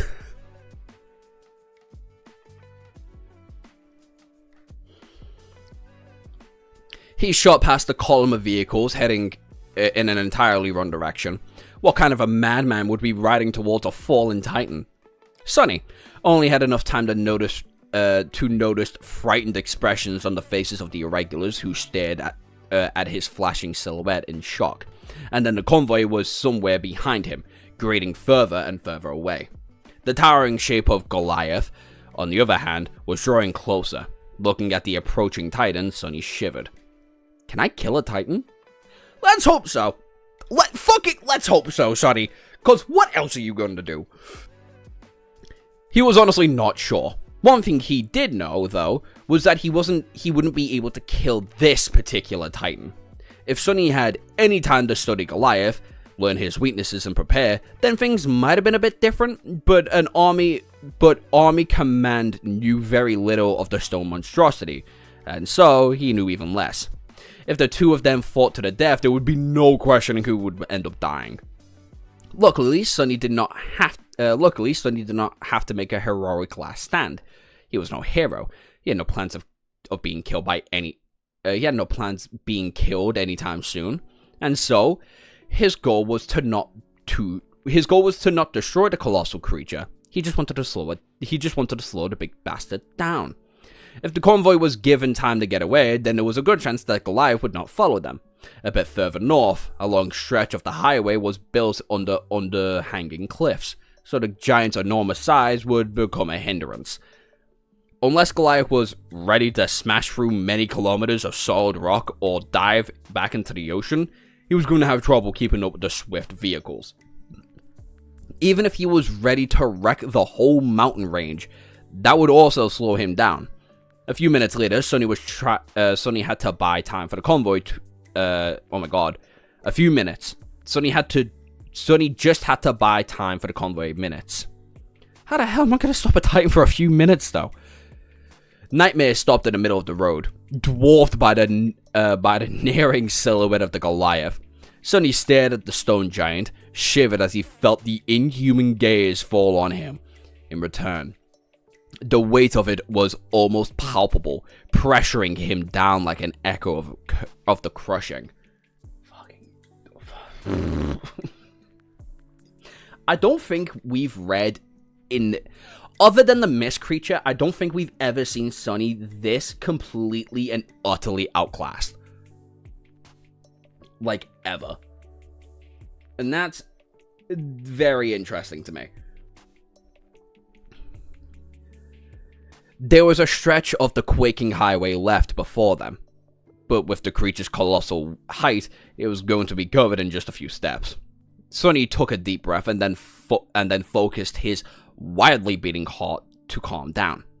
Jumping off his steed, he walked a small distance forward and stopped. His face was full of defiant spitefulness.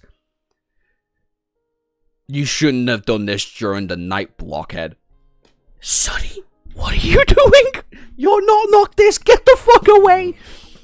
On the slope of the mountains of the dark ribbon of the ocean shore, the mass of shadows moved, coming to life. Then a thick black chain shot from the darkness, wrapping itself around one of the Titan's arms. Oh, he's using shadow manifestation. That's cool. Sonny, fucking run.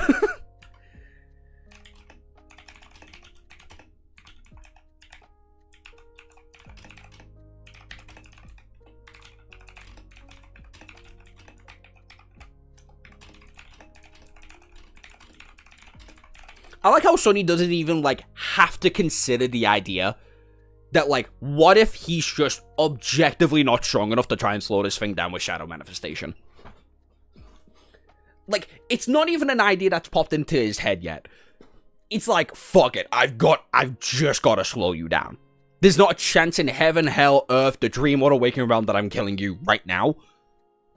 Slowing you down is the main mission, and he's using his shadows to do it. Brother! With that, he sent his essence forward. On the slopes of the mountains and on the dark ribbon of the ocean shore, the mass of shadows moved, come to life. Then a thick black... Oh yeah, I've already read that. It was followed by another, and another. Dozens of dark chains flew from the ground on the mountain slope and the edge of the coast, shackling Goliath's arms and legs. Sonny was utterly focused, his eyes drowned by deep shadows. His essence surged and flowed into the tide, saturating the deep darkness of the polar night. He was burning through all of it, without looking back, knowing that nothing would be enough for that impossible task. He's just fully prepared to die. Fucking fair enough, Sonny. Unfortunately, if there was one thing he knew about it was chains. Fortunately, if there was one thing he knew all about, it was chains. Both literally and metaphorically. He might have not learned how to escape every chain just yet, but he learned about being bound a long time ago. At first, Goliath did not seem burdened by the shadow chains at all. He continued moving forward, dragging them along. He did not even show a sign of noticing them. This is what I fucking mean, Sonny. What the hell are we doing? However, Sonny was not done. A crooked grin appeared on his pale face. and suddenly it seemed as though the night itself had came to life. Countless chains shot up from the towering titan, binding its limbs. Where there were dozens, there were now hundreds. Sonny felt as his brain was on fire, and wasn't quite sure how he was managing to keep this many manifestation shadow shapes, tangible and strong at the same time. But he was doing it, and more than that, new chains appeared from the darkness every second. Goliath looked like he was carrying a fortress, carrying a fortress of them on his body, anchored to the ground, as thoroughly that finally, the Titan's march slowed down. Bro is knock this, run, brother. Yeah, that's what I'm saying. Brother, run away. Sonny, you're not winning, go. Who loves chains more, Sonny or Kurapika from Hunter x Hunter? I've only read the first 2 arcs of Hunter x Hunter, so I don't know. But probably Kurapika, knowing that's his whole gimmick. Just a little bit at first, but then more and more. The towering monstrosities lowered its torso and pushed forward. A hint of irritation appeared in its bearing. But the more he pushed forward, the more chains held him back. And there were new ones appearing every moment, wrapping themselves around him like a snake. In the end, the Titan came to a stop, just a few dozen meters away from Sonny. Less than a step, bent low and utterly immobilized. The shadow chains groaned, cracking as if it was on the verge of snapping, but held. From the side, it looked like the giant was trying to kneel in front of a defiant ant. That's cold. That's cold. That's cold. That's cold. That's cold.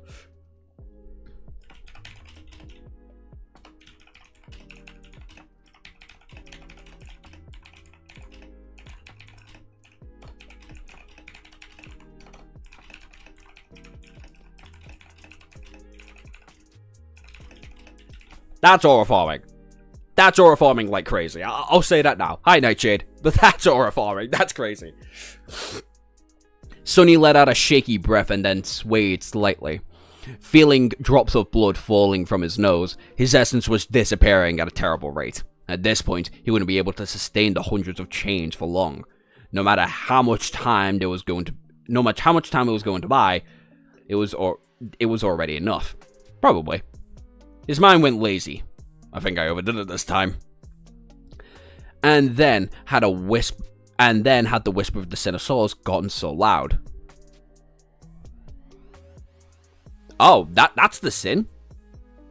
And when did the whispers of the Sinosaurus get so loud? Wait, why are you still holding the Sinosaurus, bitch? Put it away!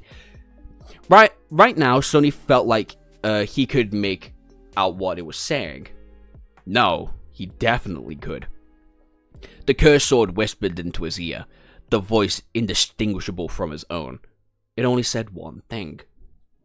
Useless. Sonny's eyes widened slightly. In the next moment, dozens of chains wrapped around the Goliath's legs, snapped with a deafening crack. Oh. The Titan's foot shot forward with an astonishing speed, and smashing into Sonny with the weight of a mountain. There was the howling of the wind and the indescribable pain, but mercifully, it did not last long. Then it was only darkness. Yeah, okay. Why is your sword still out? Why is the sword still out, Sonny? What are you doing? What are you doing?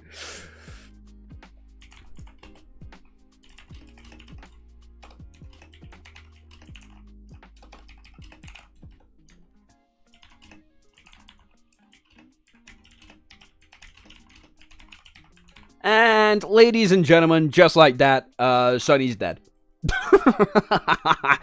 Just like that, this boy is very fucking dead. Holy shit. Guy, Sonny's talking to himself again. Hi, Greg. Damn, just in time for this. Holy crap. Him hearing the Sinosaurus clearly means he has gotten more insane. Bro, run, bro, run. You're mad, bro, run. Roll credits. What's the new MC? No, it is the nameless soldier that fucks Effie. That's our new MC, bitch. I will not accept otherwise. Nephis about to cry? Well, yeah, of course she would. She lost her loved one. Wonder who the new MC is going to be? Like I said, it's the nameless soldier. Who else is it going to be? Legitimately, who else was it going to be? 9:55. Fucking. That's how it opens? Sonny died.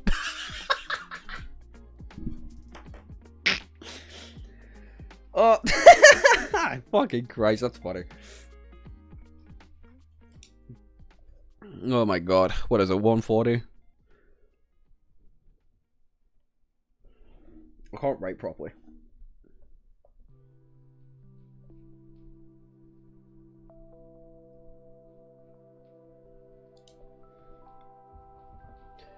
Oh, my days. What? Chapter 9:55. The end. I don't think it is. Sonny died. Being dead wasn't too bad, all things considered.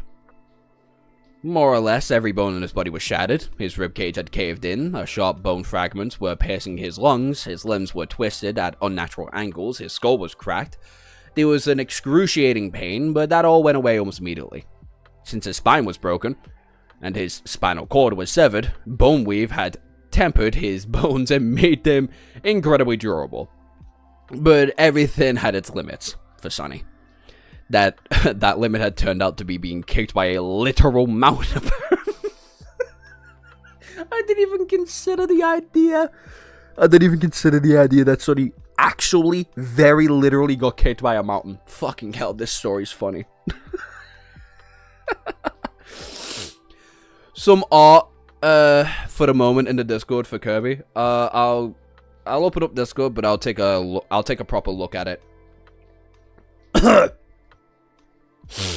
Oh my days. I'll take a proper look at it when we get to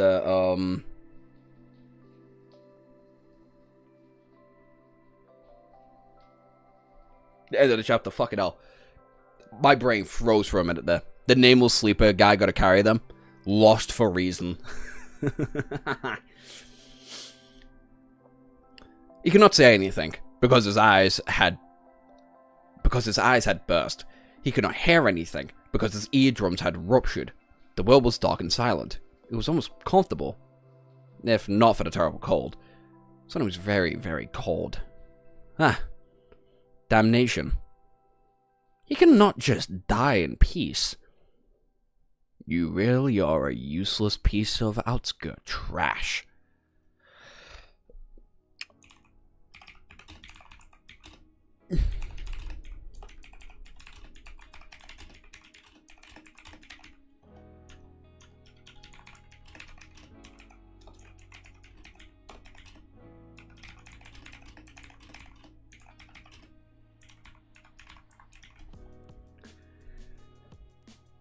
Oh, why is the sword talking to him? My god, I know this. Sonny, why did you have to bring the sword out? Is Sonny gonna get rage baited by the sword? Is Sonny gonna get rage baited by the sword? And is going to come back? Oh my days. Despite not being able to hear anything, he could hear the cold, contemptuous voice. His own voice. Gods, can you shut the hell up? Sonny sent his shadow sense outward and found that his broken body was laying at the very edge of the dark water, with icy waves washing his blood off the stone shore and licking his skin. Ugh. No wonder he felt cold. Goliath was nowhere to be seen. But the weakening tremors that shook the world from time to time told him that the Titan was walking away, heading inland. Unable to move, Sonny imagined letting out a sigh. What luck. He might have been dead, but at least the giant had not stepped on him. His body had stopped just outside the dark waves after flying away from from ricocheting off the concrete surface of the highway, too. Otherwise, to add insult to injury, he would have drowned as well. But since he had not, now, it was all time to come back to life. Oh, this is going to hurt. Sonny was dead, but of course, such trivialities were not going to stop him. He had not spent most of the Antarctica campaign wearing the Undying Chain, without reason after all. Oh yeah, right, I forgot. You can just come back from the dead. Right, yeah. I forgot he got decapitated during the Red Colosseum. Undying. Enchantment description. The wearer cannot die. As long as he had essence to spare, the death was just a temporary condition for Sonny. It was no different from having his head cut off in the Red Colosseum, and he had survived that debacle without too much trouble. Yeah, again, completely forgot about that.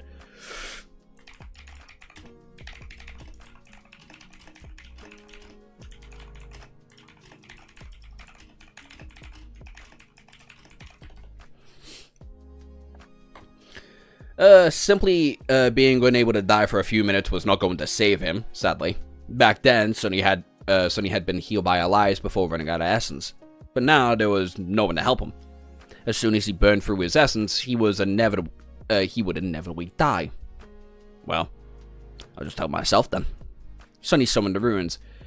He did not have eyes anymore, and yet he was still able to perceive them. Somehow, it was both strange and logical, explaining how Cassie was able to communicate with the spell all the time. Huh. Finding the dying wish in the list of memories, he concentrated on it and read the description of the transcendent charm soul enchantment.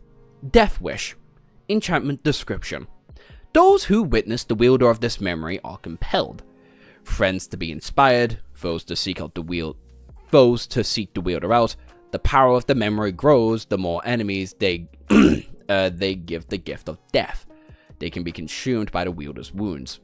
Oh, and he just has enough. Lucky bastard. Fast travel the NQNSC.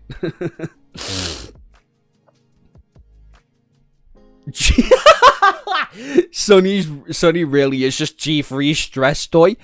Yeah, and apparently he put him through the fucking ringer.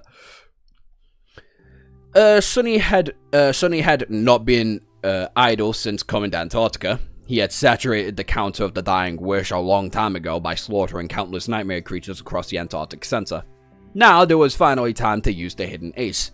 Feeling his essence run dry and the numbing fog enveloping his mind, Sonny activated the healing enchantment. Instantly, there was a change. A furious flood of power rushed into his broken body, repairing it. His eardrums were restored, his liquefied eyes slowly started the corsal back into a solid shape. His fractured bones assembled themselves from hundreds of small fragments. The severed section of his spinal cord connected back together. Ah, crap. This is going to be... I want this to be visually fucking disgusting when we finally get to it in the manhwa.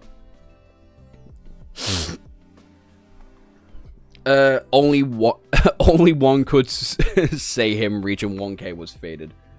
But even he himself had said that, like, he had reached it, like, a long time ago. I think we even see him reach, like, 1,000 soul fragments a long time ago. In the same way, we could reach 1,000. Because we're one subscriber away. I'm not kidding. This is fucking stupid. My life's dumb.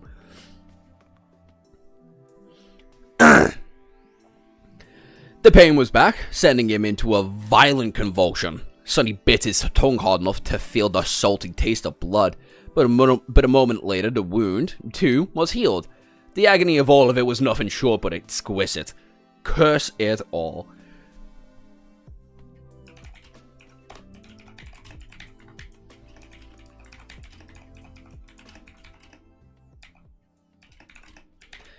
Good job he's not Wolverine, isn't he?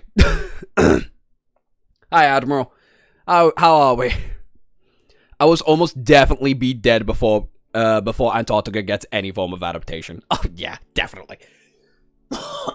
That's gonna take, like, what? A solid 5 years? 5 years before we ever get to Antarctica.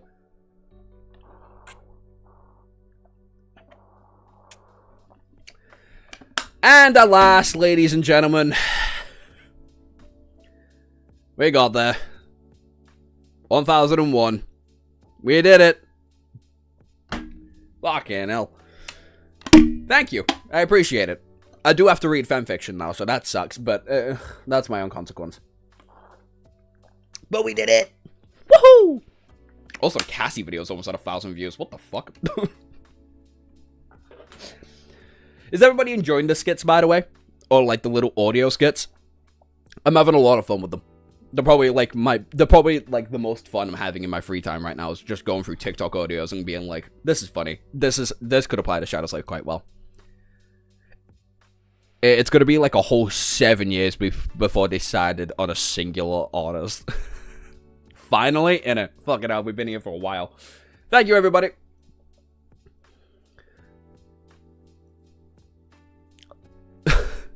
Let's go. Now, if you get kicked by a mountain, can you survive? I have to sacrifice 1,000 subscribers, but I think I can do it, yeah. The road to 100k? Yeah, sure. Yeah, I like the shorts. Alright. They are fun. Thank God. I know TikTok likes them. I just can't tell with the YouTube audience. Anyway. But it was all good. Pain was good. Pain meant that he was alive. Or at least he was coming back to life. It was the absence that was frightening. A full charge of a powerful transcendent memory was enough to bring his body back from being utterly devastated. But the process was not instantaneous. Even with Bloodweave helping, it took some time. Sonny had no choice but to endure and wait. He was no stranger to agony anyway. At some point, he regained his vision, raising his head weakly. Sonny looked at himself through the veil of tears that he saw made him feel disheartened. The undying chain was all but gone. The bleak steel of his armor was shattered and mangled to the point of being unrecognizable. A few pieces of it were bent at sharp angles and pierced his flesh slowly down the healing. Sonny stared at the bloody mess that was his body for a few moments, then thought that he should probably dismiss the armor. Yeah, fucking think. However, he did not need to. Almost at that moment, the undying chain suddenly shone with a soft radiance, and then disintegrated into a whirlwind of white sparks. The brilliant sparks danced around him for a few seconds, caressing his skin before disappearing without a trace forever. No! The familiar voice of the spell whispered into his ear, "Your memory has been destroyed." God damn it! God fucking damn it, dude. No! His best armor's gone now. Fuck's sake.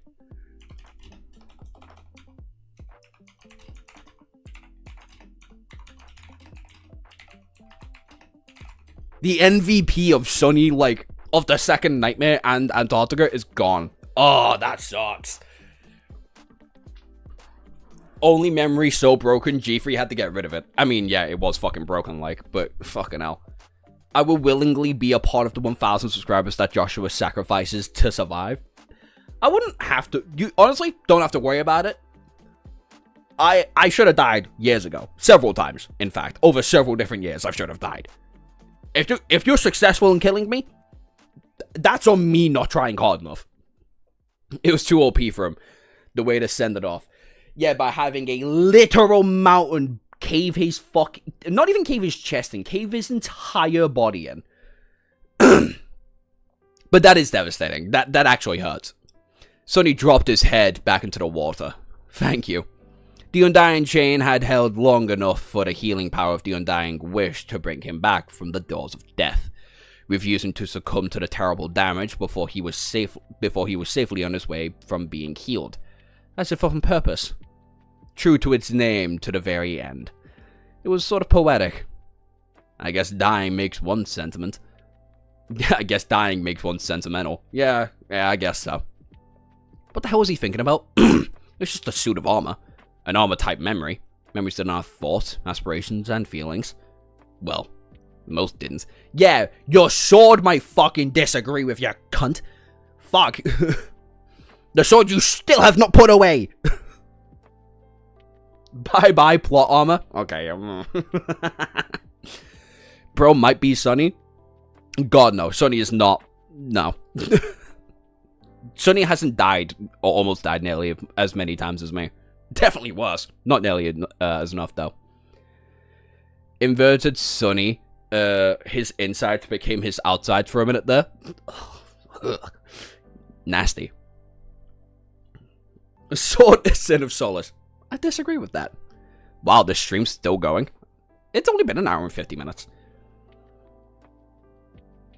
Did you change the format of the text? It looks nice and friendly to read. This is Comic Sans, and I only changed it to make it more center.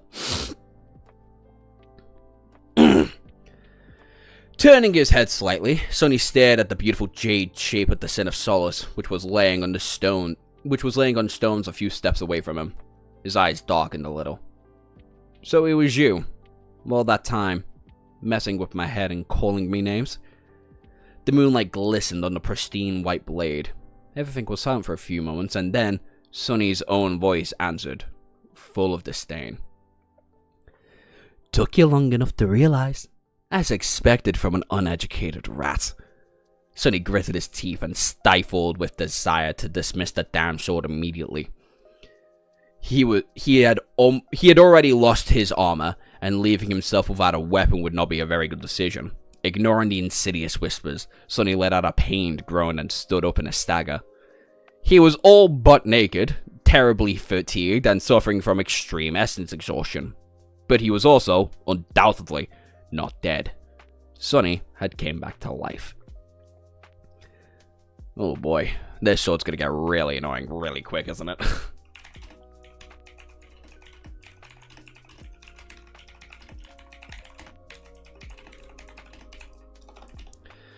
Chapter 956. Followers. Okay. Okay. Oh, fuck me. Sonny's gonna be talking to a sword for a while, isn't he? Shit. The Sinisaurus is the biggest... Whoa. Sinisaurus is the biggest rage baiter in all of history. Let that sword go and drop it, bro. Yeah. Bro, what life have you lived that Sonny hasn't died almost as much as you? It is dyslexic mode. What have I done? Been ran over by a bus, been shot, been attempted to be stabbed at, almost got shot again. Got in a car crash. Got attacked by dogs. Several fistfights. Several fistfights that intended to kill me. So yeah, plenty. Bro, oh, what Neff wouldn't have seen that? Him almost naked? Oh yeah, she would have loved it. Check the artwork in the Discord. Yeah, I'll check it now. Where is it? If it loads. Oh, that's Sunny. Oh. That's cool, though. I like the Goliath art, but him healing? Ooh. Neff. Okay. The third one is Honored of 1K. I'll pin it. I'll pin it just in case. Where the fuck did that jet art come from? What the hell? Sorry, that threw me. Seeing jet art like, oh god, what's her name? From Bleach. Caught me off guard. But no, that, no, both those arts are sick as fuck.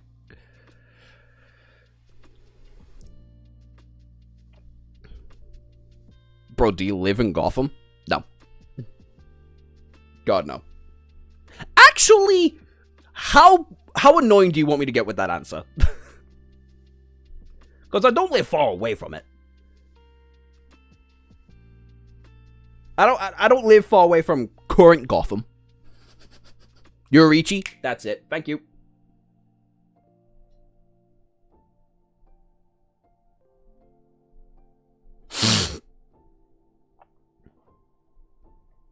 Wait a minute. You have Discord? It's in the link in the description.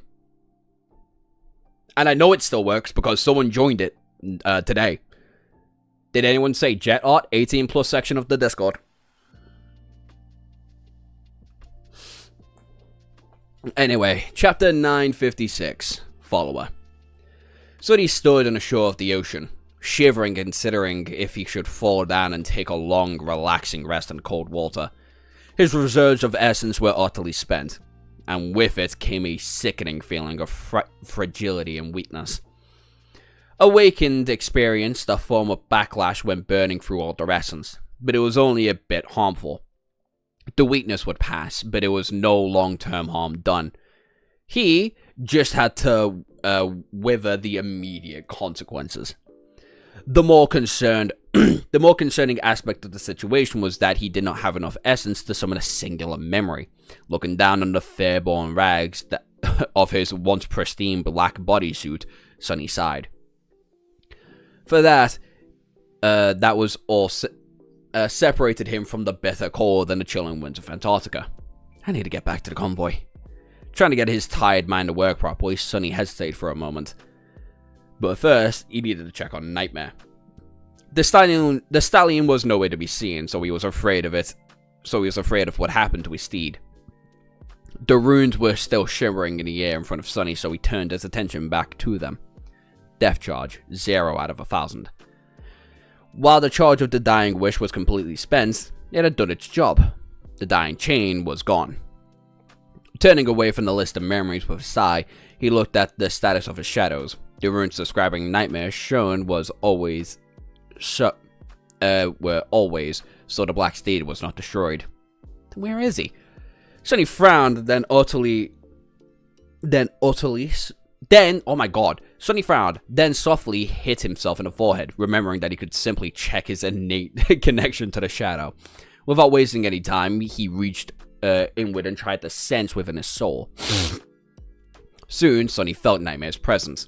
The connection not really meant to share information, but he could still tell that the Black Steed was nearby and in the middle of a battle. A battle did not seem dire nor dangerous, though. I love how Sunny always has to correct himself to casually almost die regularly.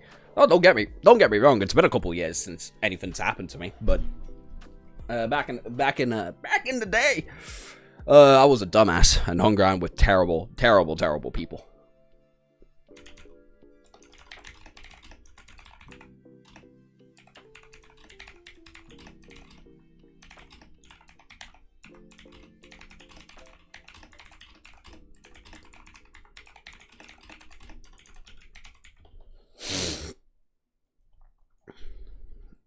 The stallion was most likely dealing with a stray nightmare creature that could have attacked Sunny when he was still healing. Good. Then he could get away from here as soon as he was finished. Sunny swayed a little, then glanced at his 4 shadows, who were all staring at him with different expressions. The happy shadow was beside himself, but strangely, the others were also showing some degree of uncharacteristic positivity. Even the gloomy one appeared somewhat relieved. He grinned. What? Did you think that a mere titan would be enough to rid of me? Dream on. Sunny, no. Don't do that. Bro, you're barely 20. Back in what day? Before COVID, I can tell you that much. Also, barely 20? I'm turning 24 this year. Back in the day, I was a dumbass. What chapter are we ending on, Joshua? I don't know. I'm just gonna be real honest with you. I have no fucking idea. Back in the day, half that shit must have happened to your mum while you're. No, back in the day, she would have been working. I say that like she doesn't work now. She's only 20 years older than me. But Sonny, you just died. COVID saved your life, bro. It actually did. COVID killed a lot of people, but it saved mine. For the period of 2021 to about 2023, I would say my life completely 180'd. Drastically changed.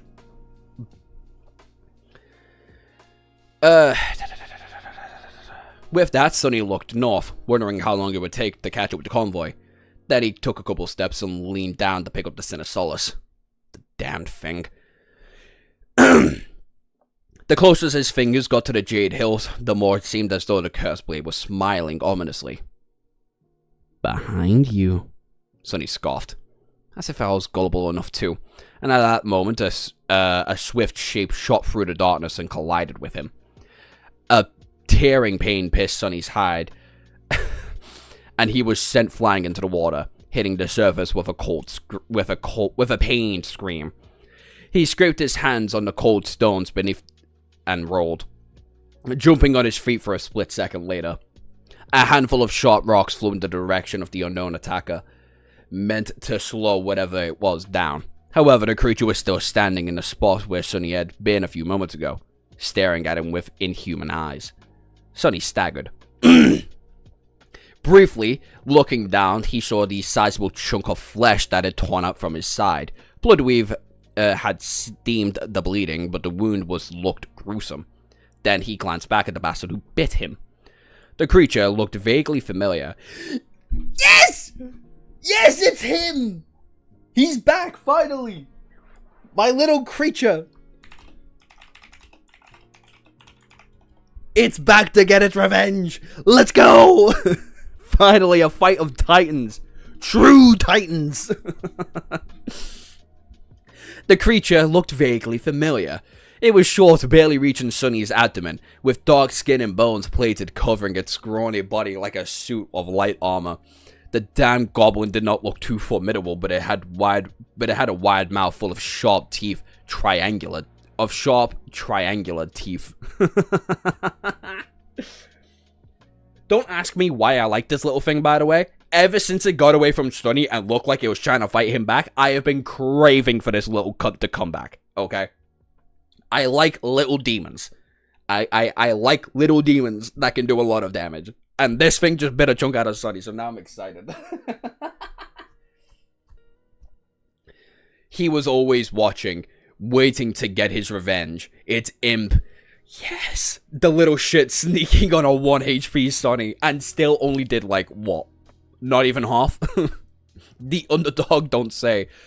The bacterial titan would be absolutely terrifying. It was also missing 2 fingers on its right hand. Sonny blinked a couple of times, remembering a tiny imp that he had once failed to finish off. The wrench had grown a lot since the last meeting. However, it was still on the smaller side. Looking up, Sonny noticed a lump of bleeding flesh in the abomination's mouth. His face contorted with anger. Sonny clenched his fists and opened his mouth. But before he could say anything, the scavenger seemed to grin spitefully, and then swallowed the lump of flesh with a look of pure hatred written in its ugly face. Sonny's wide-eyed and, You wicked little shit. Oh, this is great. I'm loving this.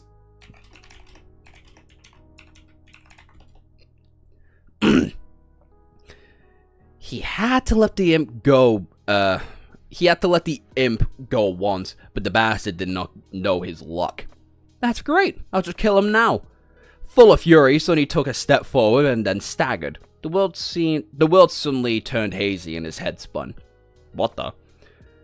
His side somehow growing numb and burning with terrible pain, his body felt even weaker than before. Slowly looking down, he saw a strangely familiar black liquid flowing from the gruesome wound. No, it was blood, which was not stopping for some reason. The blood had simply turned black. His face paled. Black venom? How did he get poisoned with black venom? Sonny froze for a split second. No way.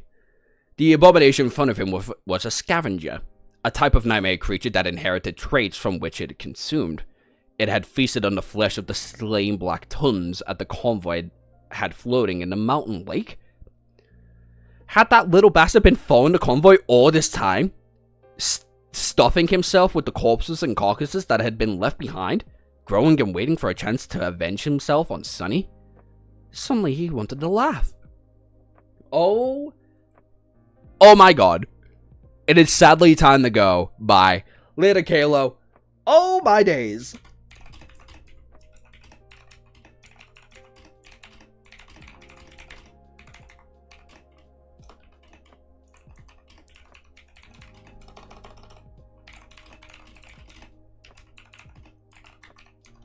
I love this. This is my favorite chapter already. I'm telling you that now. Hi, Alma. You leave and Kalo goes.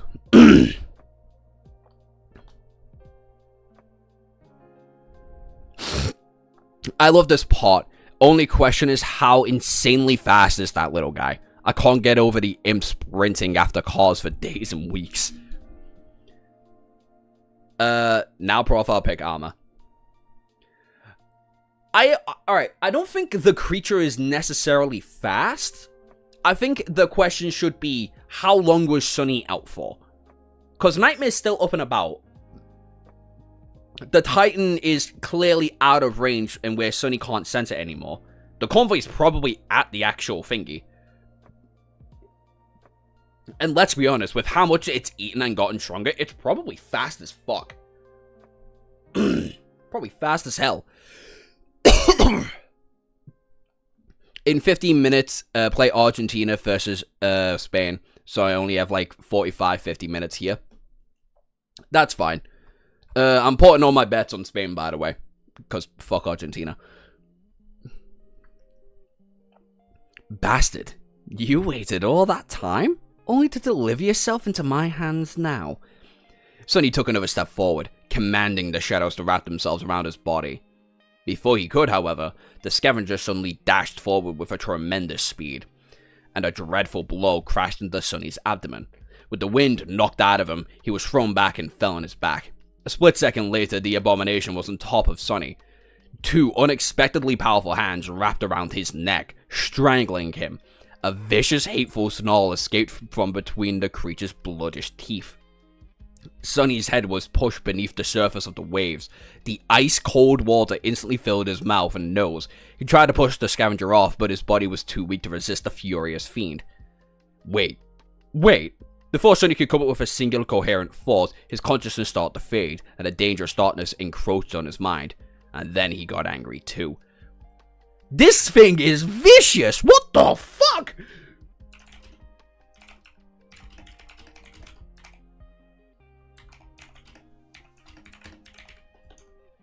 I want this thing to be a part of the army so bad. I want this thing to join our crew so fucking bad. Because if it does so, it confirms a theory I've been having for a while. Why? Why is this happening to me? Twice in a row? What is this crap? Those racists dragging their Crunchy's reputation for the mud? Oh god, yeah. Josh has free fanfics to read what I sent him. Ugh. On top, Sunny. Never wish it was her.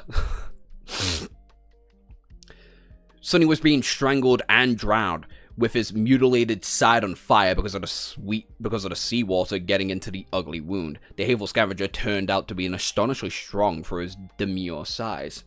Or maybe it was Sunny who was too weak. He was utterly drained of essence, still recovering from being stomped on by the Titan, and the powerful toxin cruising through his veins on top of everything on that. In any case, no matter how desperately he tried to shake the little bastard off, it was all in vain. The thought of surviving an encounter with a fallen Titan only to be killed by a pathetic waste of an abomination made him feel bitter and slightened. Especially because the damn gremlin was barely half his size. Just give up. Your life is meaningless anyway. Feeling his conscience starting to slip, Sunny tried to snarl. Shut the hell up. The Sinisolus remained silent for a moment and then laughed. It is amusing how desperately you're trying to survive, knowing that it was all waiting for you in this lifetime of being a slave. That was the last drop. No, actually. Being ambushed by the odious little goblin had been the last drop. After months of suffering, setback after setback, and enduring stress of guiding men through disastrous war campaign, having to restrain himself from from the project of the image capable of composed leader, Sonny had finally had enough. Suddenly, he was very, very angry. He was positively furious. Sonny was furious at the world itself, but since the spiteful gremlin was the only creature near him, the bastard was going to have to be the sole target of his anger. Come here, you wretched waif. Letting go of the two thin but surprisingly strong hands that were currently strangling him, Sonny reached up and found the creature's face. The scavenger immediately tried to bite off Sonny's fingers, and a sharp pain pierced Sonny's right thumb. Luckily, the scrawny abomination was no Goliath. The bone weave might have surrendered to the titanic blow of a giant stone fort, but it did not give in to the scavenger's unreasonably sharp teeth. So, Sonny kept its finger, even though it was cruelly mangled. Not even noticing the pain, he grabbed the hateful gremlin's face and pressed his thumbs into the creature's eyes as hard as he could. That, at least, got a reaction. Shocked, the scavenger recoiled, even though it was only for a moment. His grip on Sonny's neck weakened, and that's all he needed. Shifting beneath the abomination, Sonny managed to bend his knee, insert it between the bodies, and throw the bastard away. The gluttonous goblin might have been far stronger than he had any business being, but he was still comparatively light. His scrawny body flew away, landing on the back shore. Where do you think you're going? I'm not finished with you yet, you damned pest. Rising from the water, Sonny shocked in the hoarse breath and then glared at the scavenger with bloodshot, murderous eyes. Come here. The spiteful creature was happy to oblige. He jumped back onto his feet and lunged forward, but then stumbled and grabbed his abdomen with a confused look. Sonny grimaced. What? Have a little stomach ache? Oh, Bloodweave! I forgot that can happen! That was probably Bloodweave doing its thing. Holy shit, I forgot that was a whole fucking thing with Bloodweave.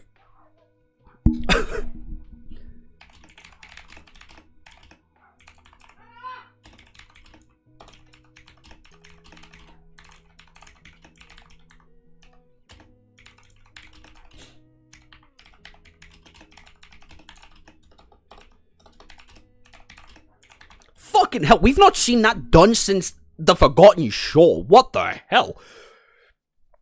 In another Discord, a guy is translating fics of Shadow Slave, sometimes more corruption than the MGOD. If you think of all the echoes Sonny got, they all got a pattern of being resilient. You could say the cockroach, which is hard to kill. Yeah. This is some top tier rage bait from the Sin of Solace. Honestly, I'm kind of fucking with it a little bit. Not a lot, just a little bit. Watch your Fairy and the Imp on Sonny's shadows. If Sonny collects this Imp, then every single shadow, specifically Saint, Nightmare, Soul Serpent, and this Imp, will all correlate deeply into Sonny's, like, transitional points. And, it's less of a fairy and more like an observation, I guess. I don't know why I called it a fairy before then. Sonny's blood was not really poisonous, but it had a disturbingly prosperity of trying to return to the source of where it separated from. So, swallowing a chunk of Sonny's flesh, almost like swallowing a handful of metal shavings, and then walking to stand in front of a powerful magnet. The bastard had to be a world of pain. No, not yet. He isn't. Sonny dashed forward at the vile goblin and used the momentary lapse of the battle to shift his vision and get a look at the enemy's soul. What he saw surprised him. The scavenger, who had started as a tiny pipsqueak of a nightmare creature, had not only grown many times its size physically, but also spiritually. Judging by the hideous darkness spreading through its soul, he was also now a fallen demon. Sonny was pretty sure that the pathetic abomination that had failed to kill the Yellow 49 was both a lesser rank and a lesser class, so it was a bit startling. That is impressively strong for how weak this fucking thing was initially. My country has the best football songs. They're so funny. Where are you from again, Alma? You are from Spain, right? Are you Spain or South America? I imagine Spain, knowing the time. Well, no matter. He will die all the same.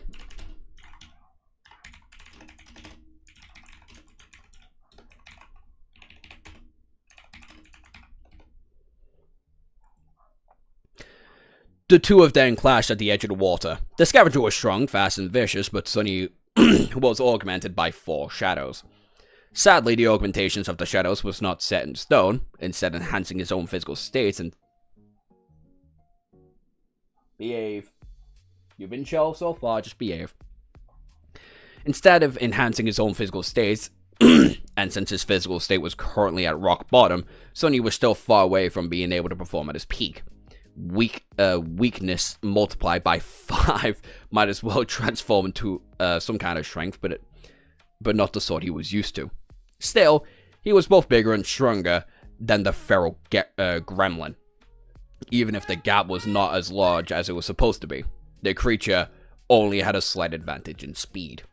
Wishing to crush the bastard with his own 2 hands, Sunny tried to grapple the scavenger and bring him to the ground, but a hateful imp managed to slip through his grasp at the last moment and lashed out with his main hand, delivering a vicious blow on Sunny's into Sunny's wounded side. The explosion of pain made stars appear in his eyes. A strange wheezing sound escaped from between the abomination's sharp teeth, sounding almost like a hoarse laughter. You wretch. Sunny's being rage baited from every which fucking side. I'm from Argentina. My bad. I still hope you guys lose. I'll tell you that now, but yikes. The safest way to eat Sunny is to cook well done. Fair enough. Hissing, Sunny caught the abomination's arm and twisted it. The familiar sound of snapping bones made a smile appear in his face, but a moment later it was replaced by a pained grimace. Without skipping a beat of having its arm broken, the scavenger sunk its teeth into Sunny's forearm, making more blood splatter from the rocks, more venom into his system. God damn it! Livid, Sunny slapped the scrawny fiend across the head, sending him flying. Even before the abomination landed, he was already crossing in, preparing to annihilate the little bastard. Jesus Christ, this is a slugfest. However, the scavenger had fallen onto a very particular spot on the stone shore. He maimed his hand, ended up mere centimeters away from the hilt of the Sinosaurus, which was laying on the wet stone. The familiar voice laughed coldly. Well, would you look at that? What a turn of events. Slapped is mad. Before Sunny could reach the evil goblin, the creature hurriedly reached forward, grabbed the cursed sword, and swung it fiercely in Sunny's direction. Oh my days. Sunny slapping that imp like Will Smith? No. Sunny's not forward slapping. Sunny's not forward slapping like this. Not a power slap. You can, like, imagine being bit there, right? Leaning all the way back and bitch slapping a cunt. Just fucking bam. Making that bitch go flying. That's the kind of slap we're talking about, okay? Chapter 983. A series of unfortunate events. Fucking Christ. Is there anything fortunate about Sunny's life in the past, like, 5 chapters? What the hell? 7, actually? Last 7 chapters? Sunny was too close to the edge of a sudden strike, and the scavenger was too quick to let him. Even though the Sinosaurus was longer than his whole body, the little fiend managed to swing it fast enough to leave the enemy with no time to retreat. Street light, 2 people couldn't see red. 958 even.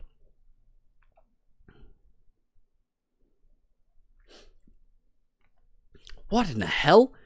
Knowing that the Jade Blade would easily cut him in half, or at least deliver a devastating wound, Sunny stared at the deadly white blur as it was approaching his torso. The time seemed to slow down. Is this a joke?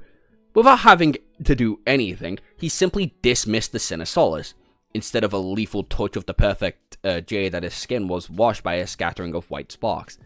The gremlin blinked in confusion and then awkwardly clenched its fists, as if trying to understand where the sword had been, just holding went.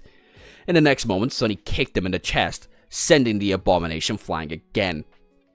Judging by the satisfying crunch he felt, the plate of the bone armor of the scavenger's chest was broken, and very likely very few of its ribs too. Best of all, the damn sword finally stopped talking. Yeah, again, took your time.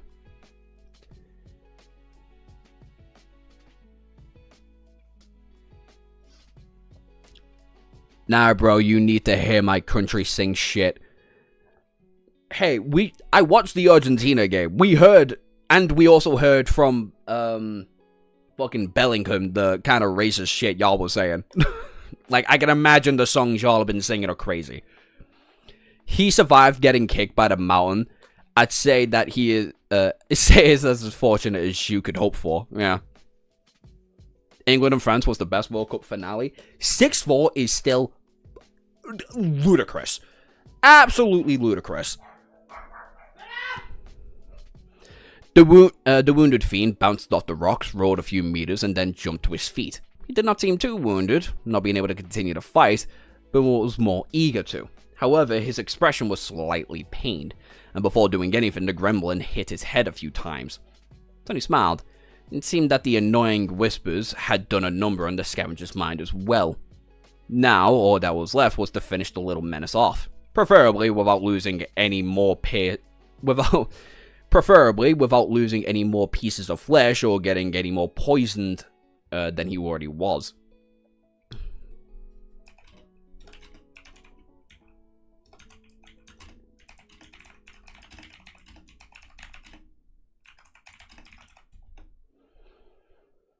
I don't care about football, but I know those results are crazy impressive from both ends. No. Don't take that as impressive. Take that as the most fun any footballer can have. Because I promise you, the defenses of France and England, which we both got decent defenses. France better. We have a bad history of France and England and Espanyol. They're really bad. The pain they make is so big. I know, we treated you guys fucking horribly. I understand the history, I understand the beef. I'm not blindsided to that. I'm just saying your players are racist. And the people who are entering the sides were also just unnecessarily so. That's just futile to try and disagree with, I guess. Sonny just started to consider the best and most painful way to kill the scavenger, but at that moment a beautiful sound reached its ears. It was a ringing of adamantite hooves that was approaching them from somewhere further up the road. A nasty grin appeared on his face. "Oh, you're done for now, bastard." Nightmares here. Woohoo!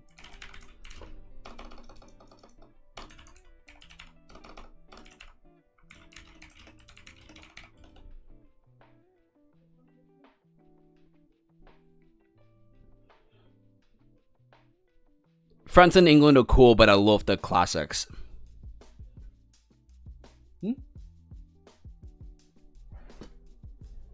Hi, Kai. Kai has come to say hi.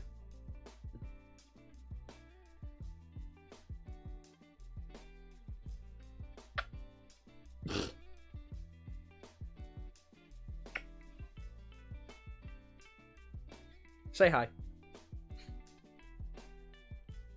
No? Okay. I'll put you down then. Taking the most literal sense possible. Nightmare had obliterated his foes and was coming back to assist its master. The scavenger seemed to understand the meaning of the ringing too. He hesitated, staring at Sonny with an expression of burning hatred. Time to die. Then something changed. The expression on the ugly face of the vicious gremlin shifted, turning into one of indescribable fear. Moving its head, the little fiend stared at something behind Sonny's back. But there was nothing there. Sonny wanted to scoff. Does this cretin really think I'll fall for the oldest trick in the book? I wrote the damn book, fool. Except for the ocean. Then again, Sonny had neglected to look behind him once today, which had led to a painful state. Suddenly a chill ran down his spine. With all 4 shadows wrapped around his bunny, Sonny could not see what was happening behind him. Gritting his teeth and knowing that he would regret it, he briefly glanced at the dark surface of the ocean. The ocean just had been a minute ago, and no horror lunged at the cold waves. No. He looked back, and the scavenger was already gone. Sonny did not know where the little bastard had disappeared to, but he could not see any trace of him. It was as if the scavenger had never been there at all. A stunned expression appeared on Sonny's face. Did he slip away? Did he really slip away from me? Again? He opened his mouth in disbelief. Damnation. Infuriated, Sonny kicked the nearest rock and then spun, hoping, hopping against it, try to find a hateful gremlin, somehow. He could not have got too far or hid too well. There's no telling what sort of powers the hateful abomination had absorbed, devouring countless nightmare creatures, though. The scavenger was thoroughly gone. I can't believe it! Damn that curse that damned wretch! Gritting his teeth, Sonny sent his shadow sense outward, reaching as far as he could, hoping to discover the hiding goblin. He could not sense a scrawny shadow of the fiend anywhere. He did sense something else, though. Sonny felt very cold. Slowly, turning around, he looked at the ocean again. The surface of the underlying waves wasn't changed, but beneath it, at the very edge of his senses, he could feel shadows moving across the ocean, drawing closer and closer. Dozens. No. Hundreds and hundreds of them, all leading to a singular point. Him. Backing away, Sonny gulped. Was that little wretch not faking at all? What could have frightened the scavenger so much that he had chosen to abandon his attempt at murdering Sonny? I better not find out. Without... oh my days, my throat's killing me today. The cat of divine creatures praised the cat world domination. Sonny 2 imp, Sonny 0 imp 2.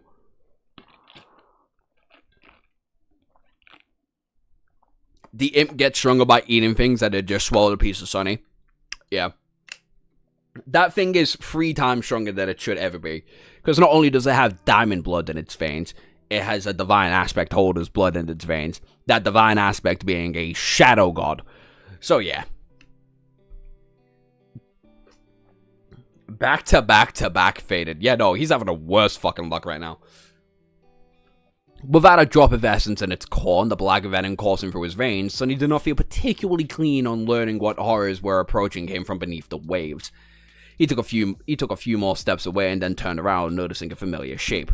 Nightmare appeared in its view, galloping across the shattered surface of the highway. Following Sonny's command, the black steed flashed past him without ever slowing down. As he did, Sonny grabbed the hook at the saddle and pulled himself up, jumping onto the back of the galloping steed. Together, they dashed away from the water, heading north as fast as they could. Throughout all of it, Sonny never looked back. The feeling of cold dread he felt from approaching shadows was eerily familiar.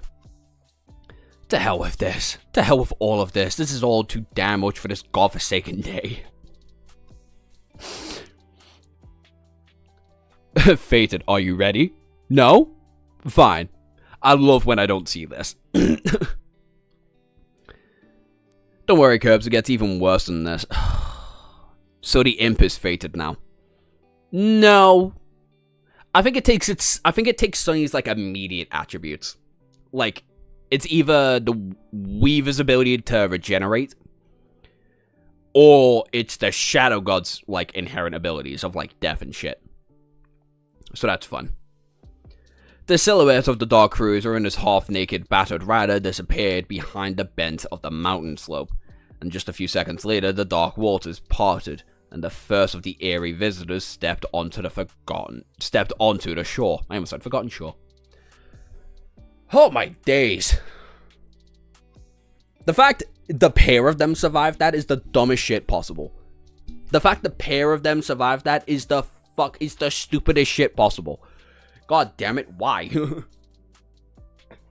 Why? Damn it, why?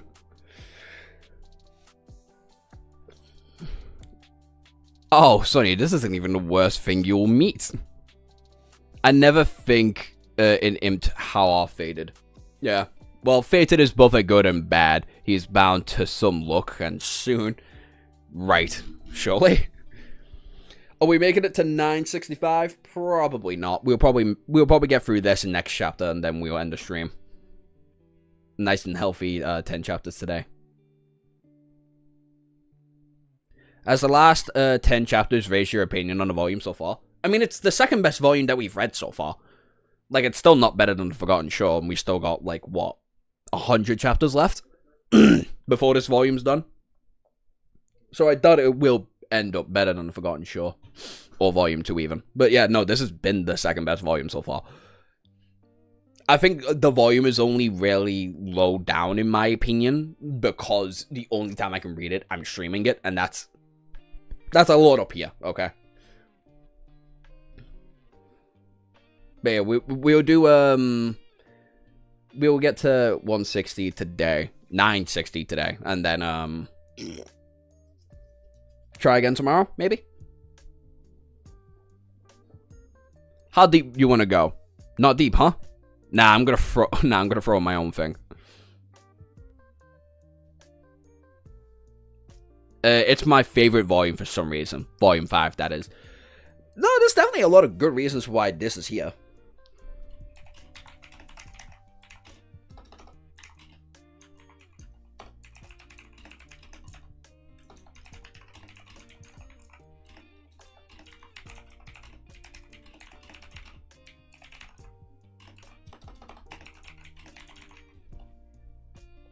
I also want to point out, it wasn't Nightmare that scared the imp so bad that it ran away. It was the creature in the ocean. So, that's fun. Anyway, I'm going to go toilet, like, really quick, because I am going to piss myself.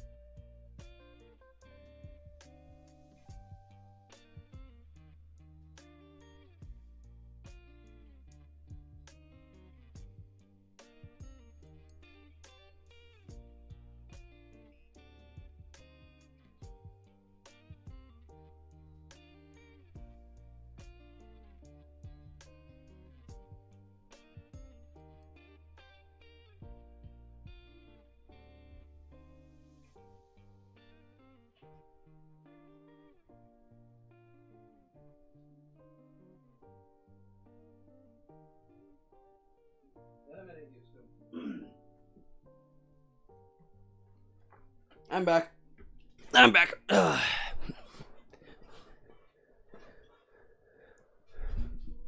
Pissing yourself in fanfic stream actively.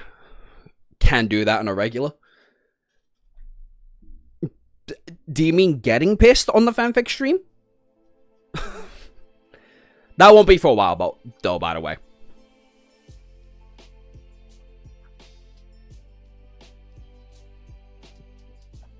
The fanfic stream will probably be... probably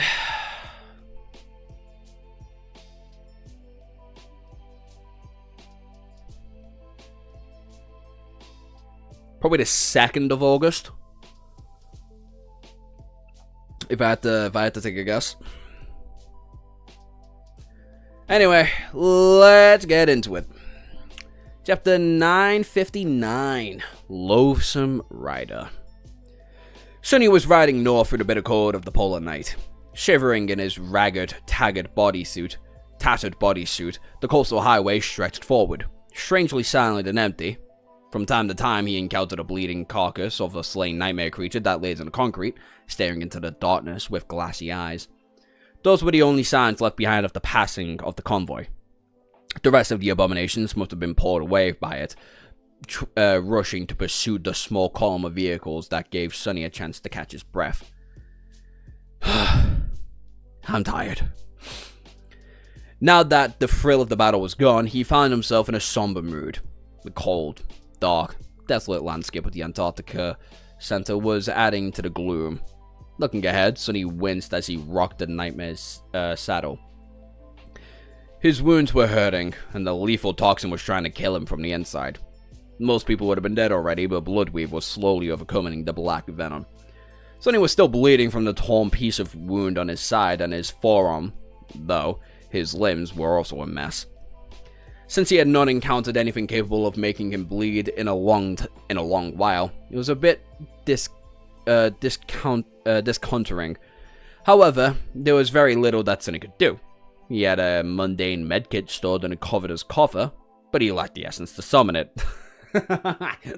That's just spiteful of the world. That's just the world being a bitch. He cannot summon an arm to protect himself in the cold for the same reason as well. After being completely exhausted, essence was slow to return to the vast resters of his cores. What little he had received from dismissing from the Sinisolus was instantly absorbed by the essence-starving body, until his flesh was saturated at least to a small degree. It was not going to be able to summon any memory. It was not too bad, though. The more of the rejuvenating essence returned to his body, the better he was able to resist the cold, and the stronger Bloodweave became. Slowly, but surely, the feeling of sickening weakness permeating his whole being was receding. Then a small trickle of essence flowed into his cores. Finally! Sonny commanded Nightmare to stop, and then dismounted. He kneeled on the concrete for a minute or two, steadily breathing in and out and thinking of what memory he should summon first. He was cold and required armor to protect himself from both elements and the enemies, but he also felt very uncomfortable without a weapon. His wounds needed to be tended to, and the memory of ice was another worthy candidate. Eventually, he sighed. Nightmare can be my weapon for now. With that, he summoned the covetous coffer, opening the metal chest, and he took out a medkit and awkwardly applied the clothing agent against the wounds, then plastered the sealing patches on top of them. After that, he reached deep into the covetous storage space of the coffer, searched for a bit, and pulled out a military coat. Sonny stared at the brass buttons of the coat for a few moments and then pulled it on and raised the collar, hoping to save himself from the chilling wind. That should do for now. Climbing back onto the saddle, he sent his steed forward. Nightmare went slowly at first, so to not to disturb the master's wounds too much. They traveled in silence for a moment. Eventually, Sonny recovered enough essence to summon another memory, choosing the cruel sight this time. He had considered calling upon the Sinisolus, but decided against it.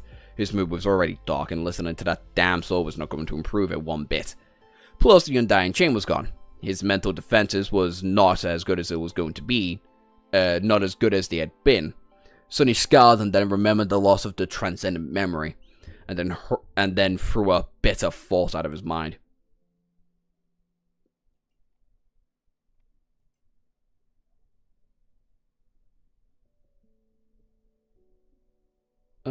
What's going on? There we go. I will avoid it like the plague. Wait, what? In my opinion, LO49 is the most terrifying moment for now. I will still say the Mist of the Forgotten Shore is probably the scariest moment. Just out of like sheer, oh my fucking god, what is going on? I still think that's the worst. But LO49 as a collective is fucking terrifying.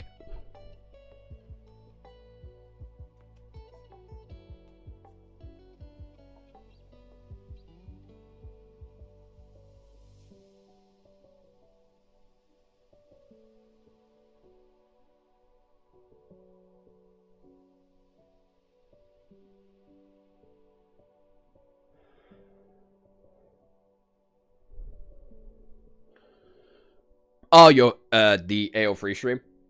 Valid.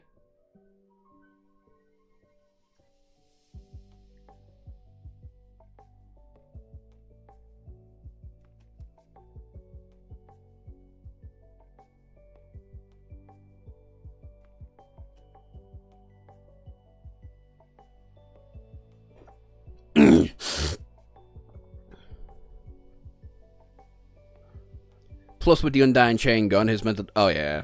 It seemed that, after subjugating him to all kinds of misfortune, Fated had finally decided to bestow Sonny with some luck. He had not encountered a single nightmare creature while traveling the wrong stretch of the highway. Eventually, that luck was bound to run out.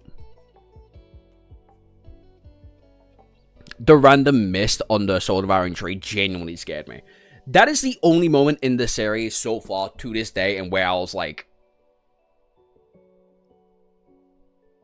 what? What the fuck? I will say Wormvein was actually quite scary. Having no way to actually fight it, plus it coming out of a what we'd soon later find out to be a saint, fucking terrifying. I think for the first time read, the fog is more terrifying as you don't know nearly enough about the world to understand what's going on, whilst by the time of LO49 we learn a lot. And yet, yeah, I think both are just terrifying. I think both are very effective first reads, pretty much.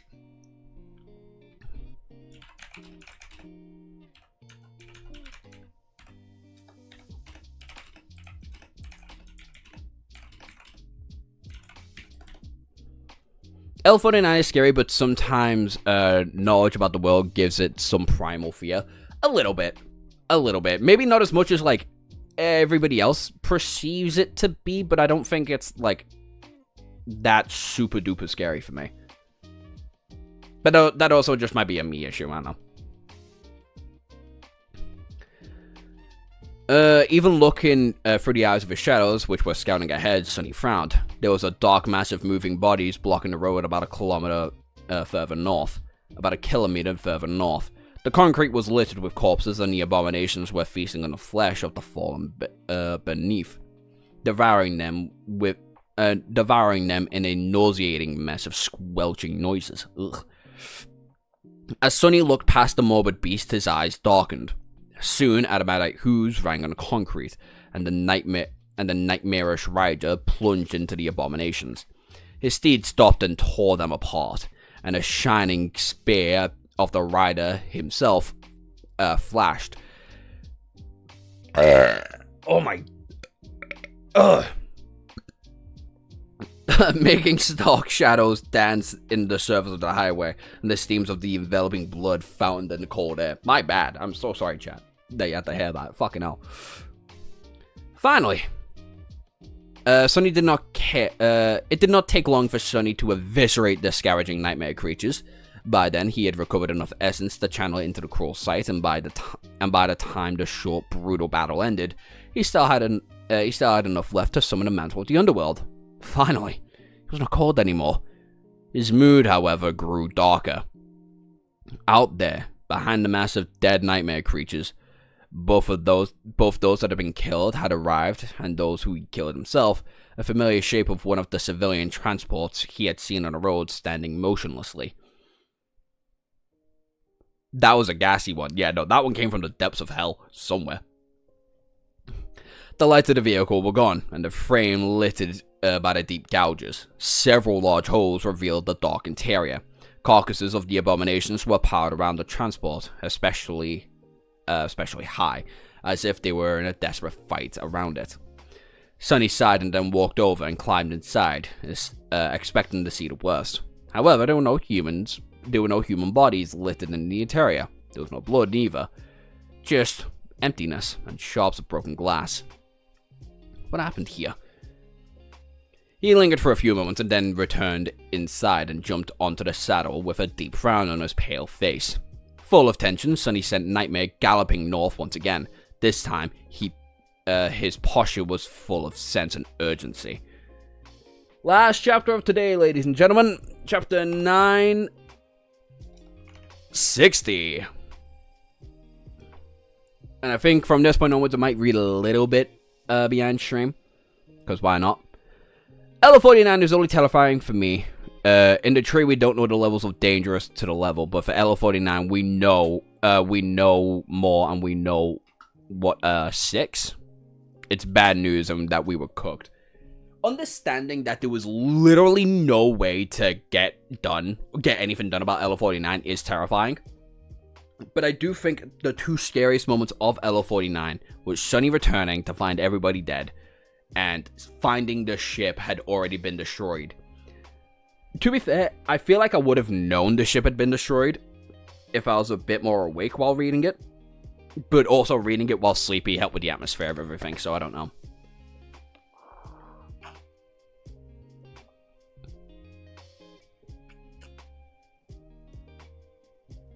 Random thing that happened today.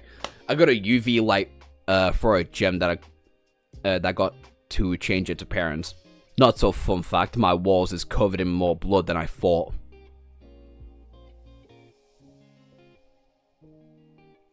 Cool. My blood, probably only that wall, like the wall behind me, that's probably the only one that's actually covered in blood.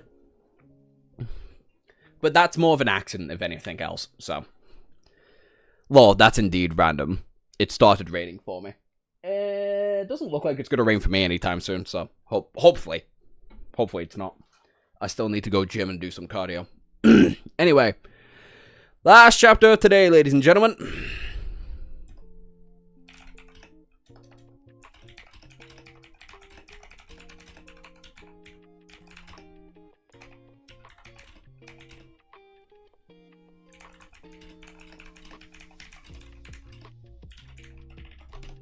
Let's get it going. The Ebrus Fields. Oh, maybe it's a good job I left in this chapter.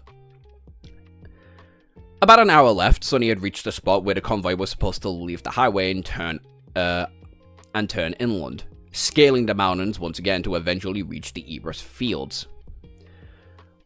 Of all the siege capitals of the Antarctica Center, only the first and largest one, Falcon Scott, was situated near water. Even then, the actual port was a separate and solitary fortress connected to the city above it by a network of the industrial elevators, and the rest of humanity's stronghold were built away from the ocean, the outskirts of the mountains. So the last stretch of it. Oh my god! So the last stretch of the way there was going to take the convoy away from the coast. If they had continued the route Sonny had planned for them, of course. He had killed a few more nightmare creatures while trying to catch up with his men, and the corpses that he had encountered seemed fresher as of late. From what Sonny could tell, the column was not too far ahead of him. Now, if he was lucky, he would be able to rejoin the convoy before reaching the Ebrus Fields. The siege capital had been surrounded by a ring of active battle engagements, so Sonny had really hoped to accompany the refugees through the mess. No time to waste then. He commanded Nightmare to turn east. Not long after, started to ascend the mountains. The snowfall seemed to pick up, making it much harder to see. We have 2 minutes before we start. I'll tell you this now, I'm probably not going to watch the match. It's the match that literally nobody wanted for the final, so I'm just not going to entertain it. I'll just hope for Spain to win, because it means I get money. There was something very strange about the snow, though. What does that smell? Frowning, Sonny raised his hand and caught a few snowflakes in its palm. While he could see in the dark, differentiating colors that way was not the strongest suit, Sonny could instantly tell that there was something wrong. Though, because the white snowflakes did not contrast against the onyx metal of his gauntlets nearly as much as they should have. In fact, they weren't white at all. He tilted his head a little. They're smeared with snowflakes across his palm.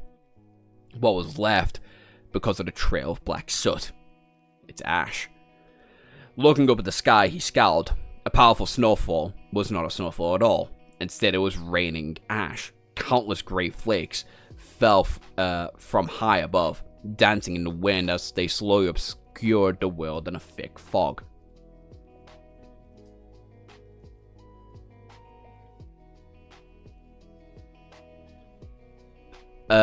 I need said goodbye. Alright, bye, Alma. Bye-bye. That can't be good. Full of bad premonitions, Sonny sent Nightmare into the... Oh, behave! Behave.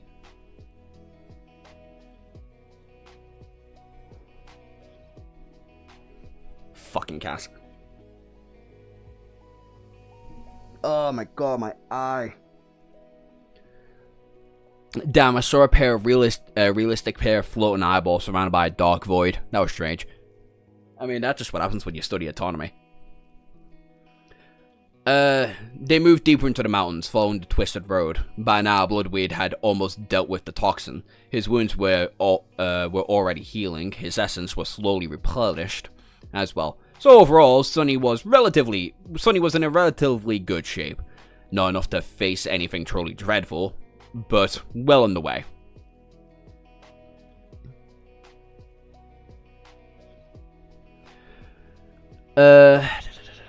Everything okay, Wagon?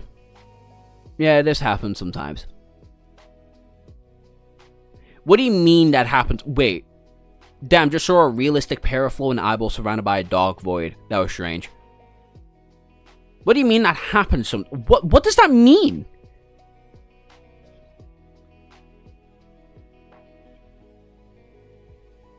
I thought my life was strange. Better than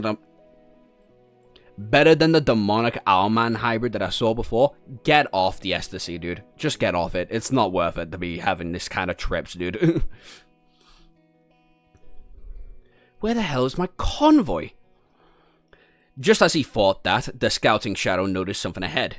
Just short of the highest point of the nearest mountain pass, protected by the winds of the tall cliffs, a group of battered vehicles had parked in a circle with tired soldiers standing guarding it.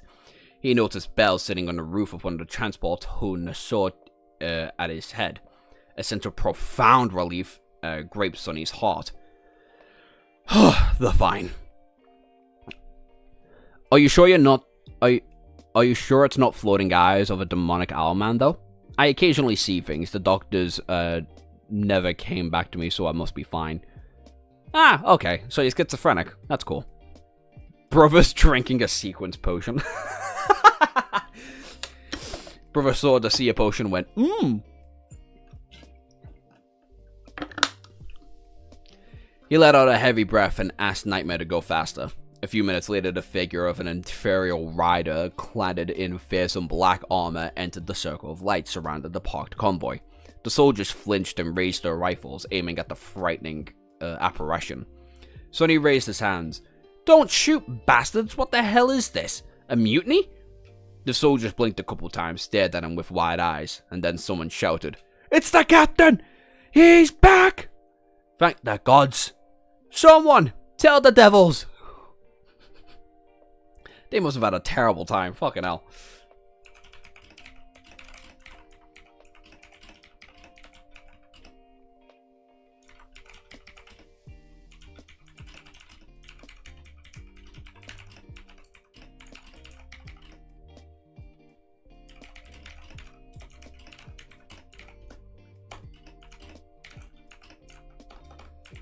There we go. Fucking hell, that was... Ugh. The doctors were so scared, the floating eyes following you. So real. Christ. There was no need to inform the irregulars, though. Bell was the first one to notice him, and just a few moments later, the whole cohort emerged from the camp to meet him. Sonny jumped off the back of Nightmare, patted his stallion on the shoulder, and dismissed him. Then, he turned to his people. Kim was the first one to speak. "Captain, you're alive!" I mean, of course you are. That rock of yours must have disappeared if you died. Luster grinned. "See? I told you." Quentin glanced at him and then nodded with a smile. "We shouldn't have doubted the captain. Indeed, but to be honest, sir, none of us believed that you had managed to stop the fallen titan, let alone live to tell the tale. All by yourself, no less. That's simply incredible. How did you survive?" Sonny stared at him blankly for a few moments and then said evenly, "I didn't." As the members of the cohort looked at him with wide eyes, he scratched the back of his head and added, "Being dead was not as odd that it's cracked out to be. Though I did, so I walked it off. Anyway, I found an empty transport on the highway. What the hell happened?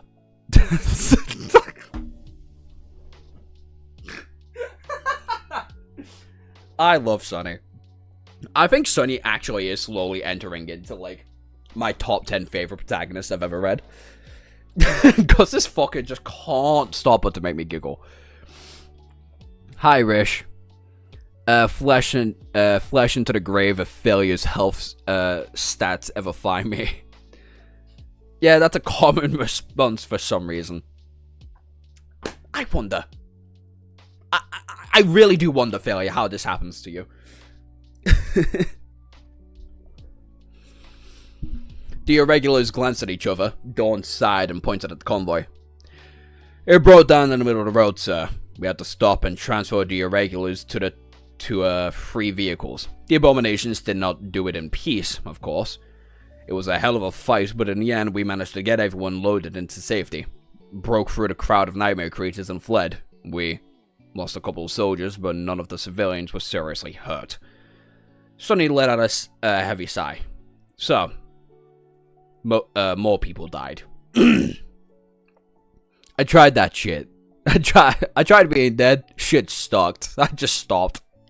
Sonny's just not a real protagonist. I just simply refuse to believe it. The funniest part is that none of them can tell if he's telling the truth. The fact he hasn't told a singular person he cannot lie. It's really funny. Dying is too pedestrian, so I walked it off. I mean, I would brag too if I could cheat death. Cheat death in multiple ways is so funny. It's just so silly. He closed his eyes for a moment. What is the situation now then? Dorm's face darkened. The remaining transports are in bad shape and severely overloaded, sir. I don't think they will be able to travel for much longer. That was to be expected. Sonny waved his hand.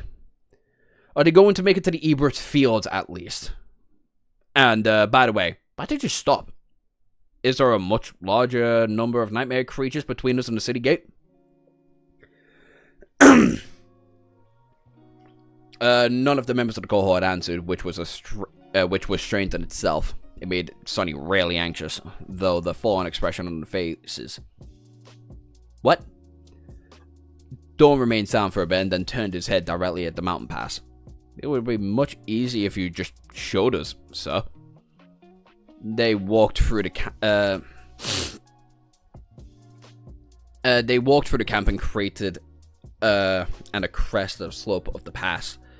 From there, Sonny had a clear view of the Ebers Fields, which was supposed to be about half dozen kilometers further north. Supposed to.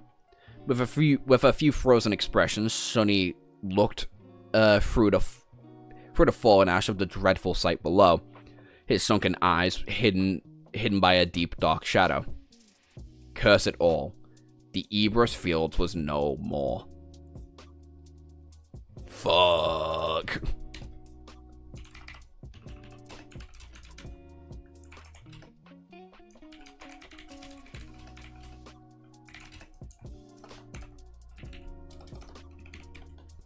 That sucks. They spent all this transport cannot go any fucking worse if they tried. Not only did this transport try to get to LO49, fucking sucks for them. Then they just tried to get to the Ebers Fields, and it's not there anymore. What the fuck?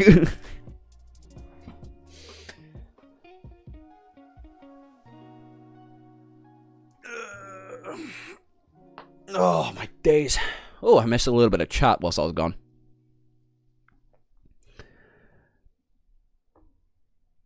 He tells them all the time he's the most honest man in the world. 2 worlds, even. You know what you want to read, Josh. They just refuse to believe him. No, that's fair. To be fair, if I met a man who was like, I'm the most honest man in the world. 2 worlds, even. I would speculate heavily that he's lying to me.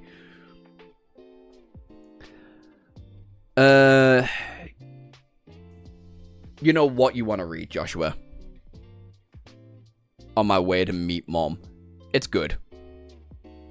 It's very nice. Yes, I love that one too.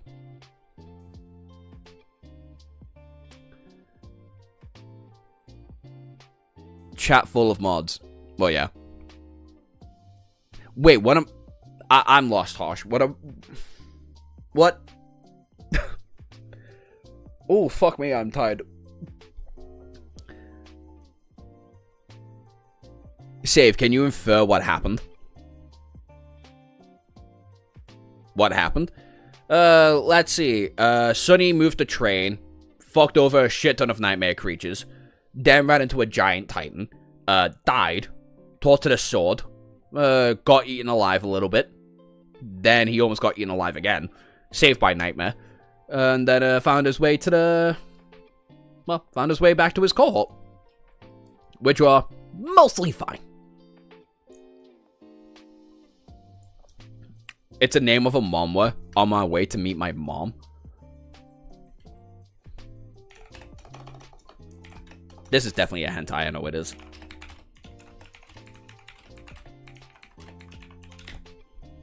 This is 100% a hentai. Oh, no, it's not! It's the cute one! Never mind, I am so sorry. Oh my... yeah, this is short as hell. I remember this. I remember reading it when it came out, but I don't remember all that much about it. I'll give it a reread eventually. What do you think happened to the Erebus fields? Oh, I mean, one of the Titans must have gotten to it. Probably Goliath, if I had to take a guess. It's the most wholesome manhwa you could ever read. Yeah, no. I saw, the second I saw the... if I see mom and manhwa, my brain immediately goes to hentai, right? I completely forgot that manhwa exists, and I know it's very, very fucking good and very cute. Literally could not be more wrong. I couldn't be more wrong if I tried. I'll be fucking honest. Couldn't be more wrong if I tried. Interesting hentai name. I've seen worse titles, frankly. It's so far away from hentai, Josh. What the fuck? Excuse me for being speculative, okay? It's not the first time somebody's talked about hentai in my chat. And with how Mangafy has been acting recently, you know, that's fair. Exactly! Exactly! Get off my dick! Damn!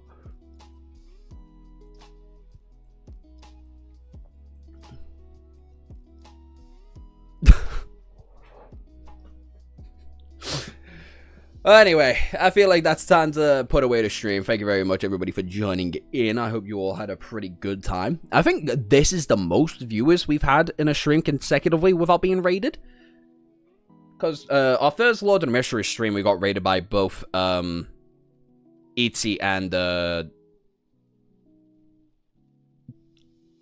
Darius. Nope, that's not her name. What the fuck's her name? Daira, even. Fucking hell. And I think we got to like 80 viewers. 80 or 60 viewers there. This one we peaked at like almost 40, which is insane. So thanks for that one. We also got to 1,000 subscribers here. What the fuck are Roonies? Appreciate that one. Anyway. We'll be gone though. Goodbye. Goodbye. Goodbye. Goodbye. Goodbye. Goodbye. Goodbye. Goodbye. And closing everything because oh my fucking god.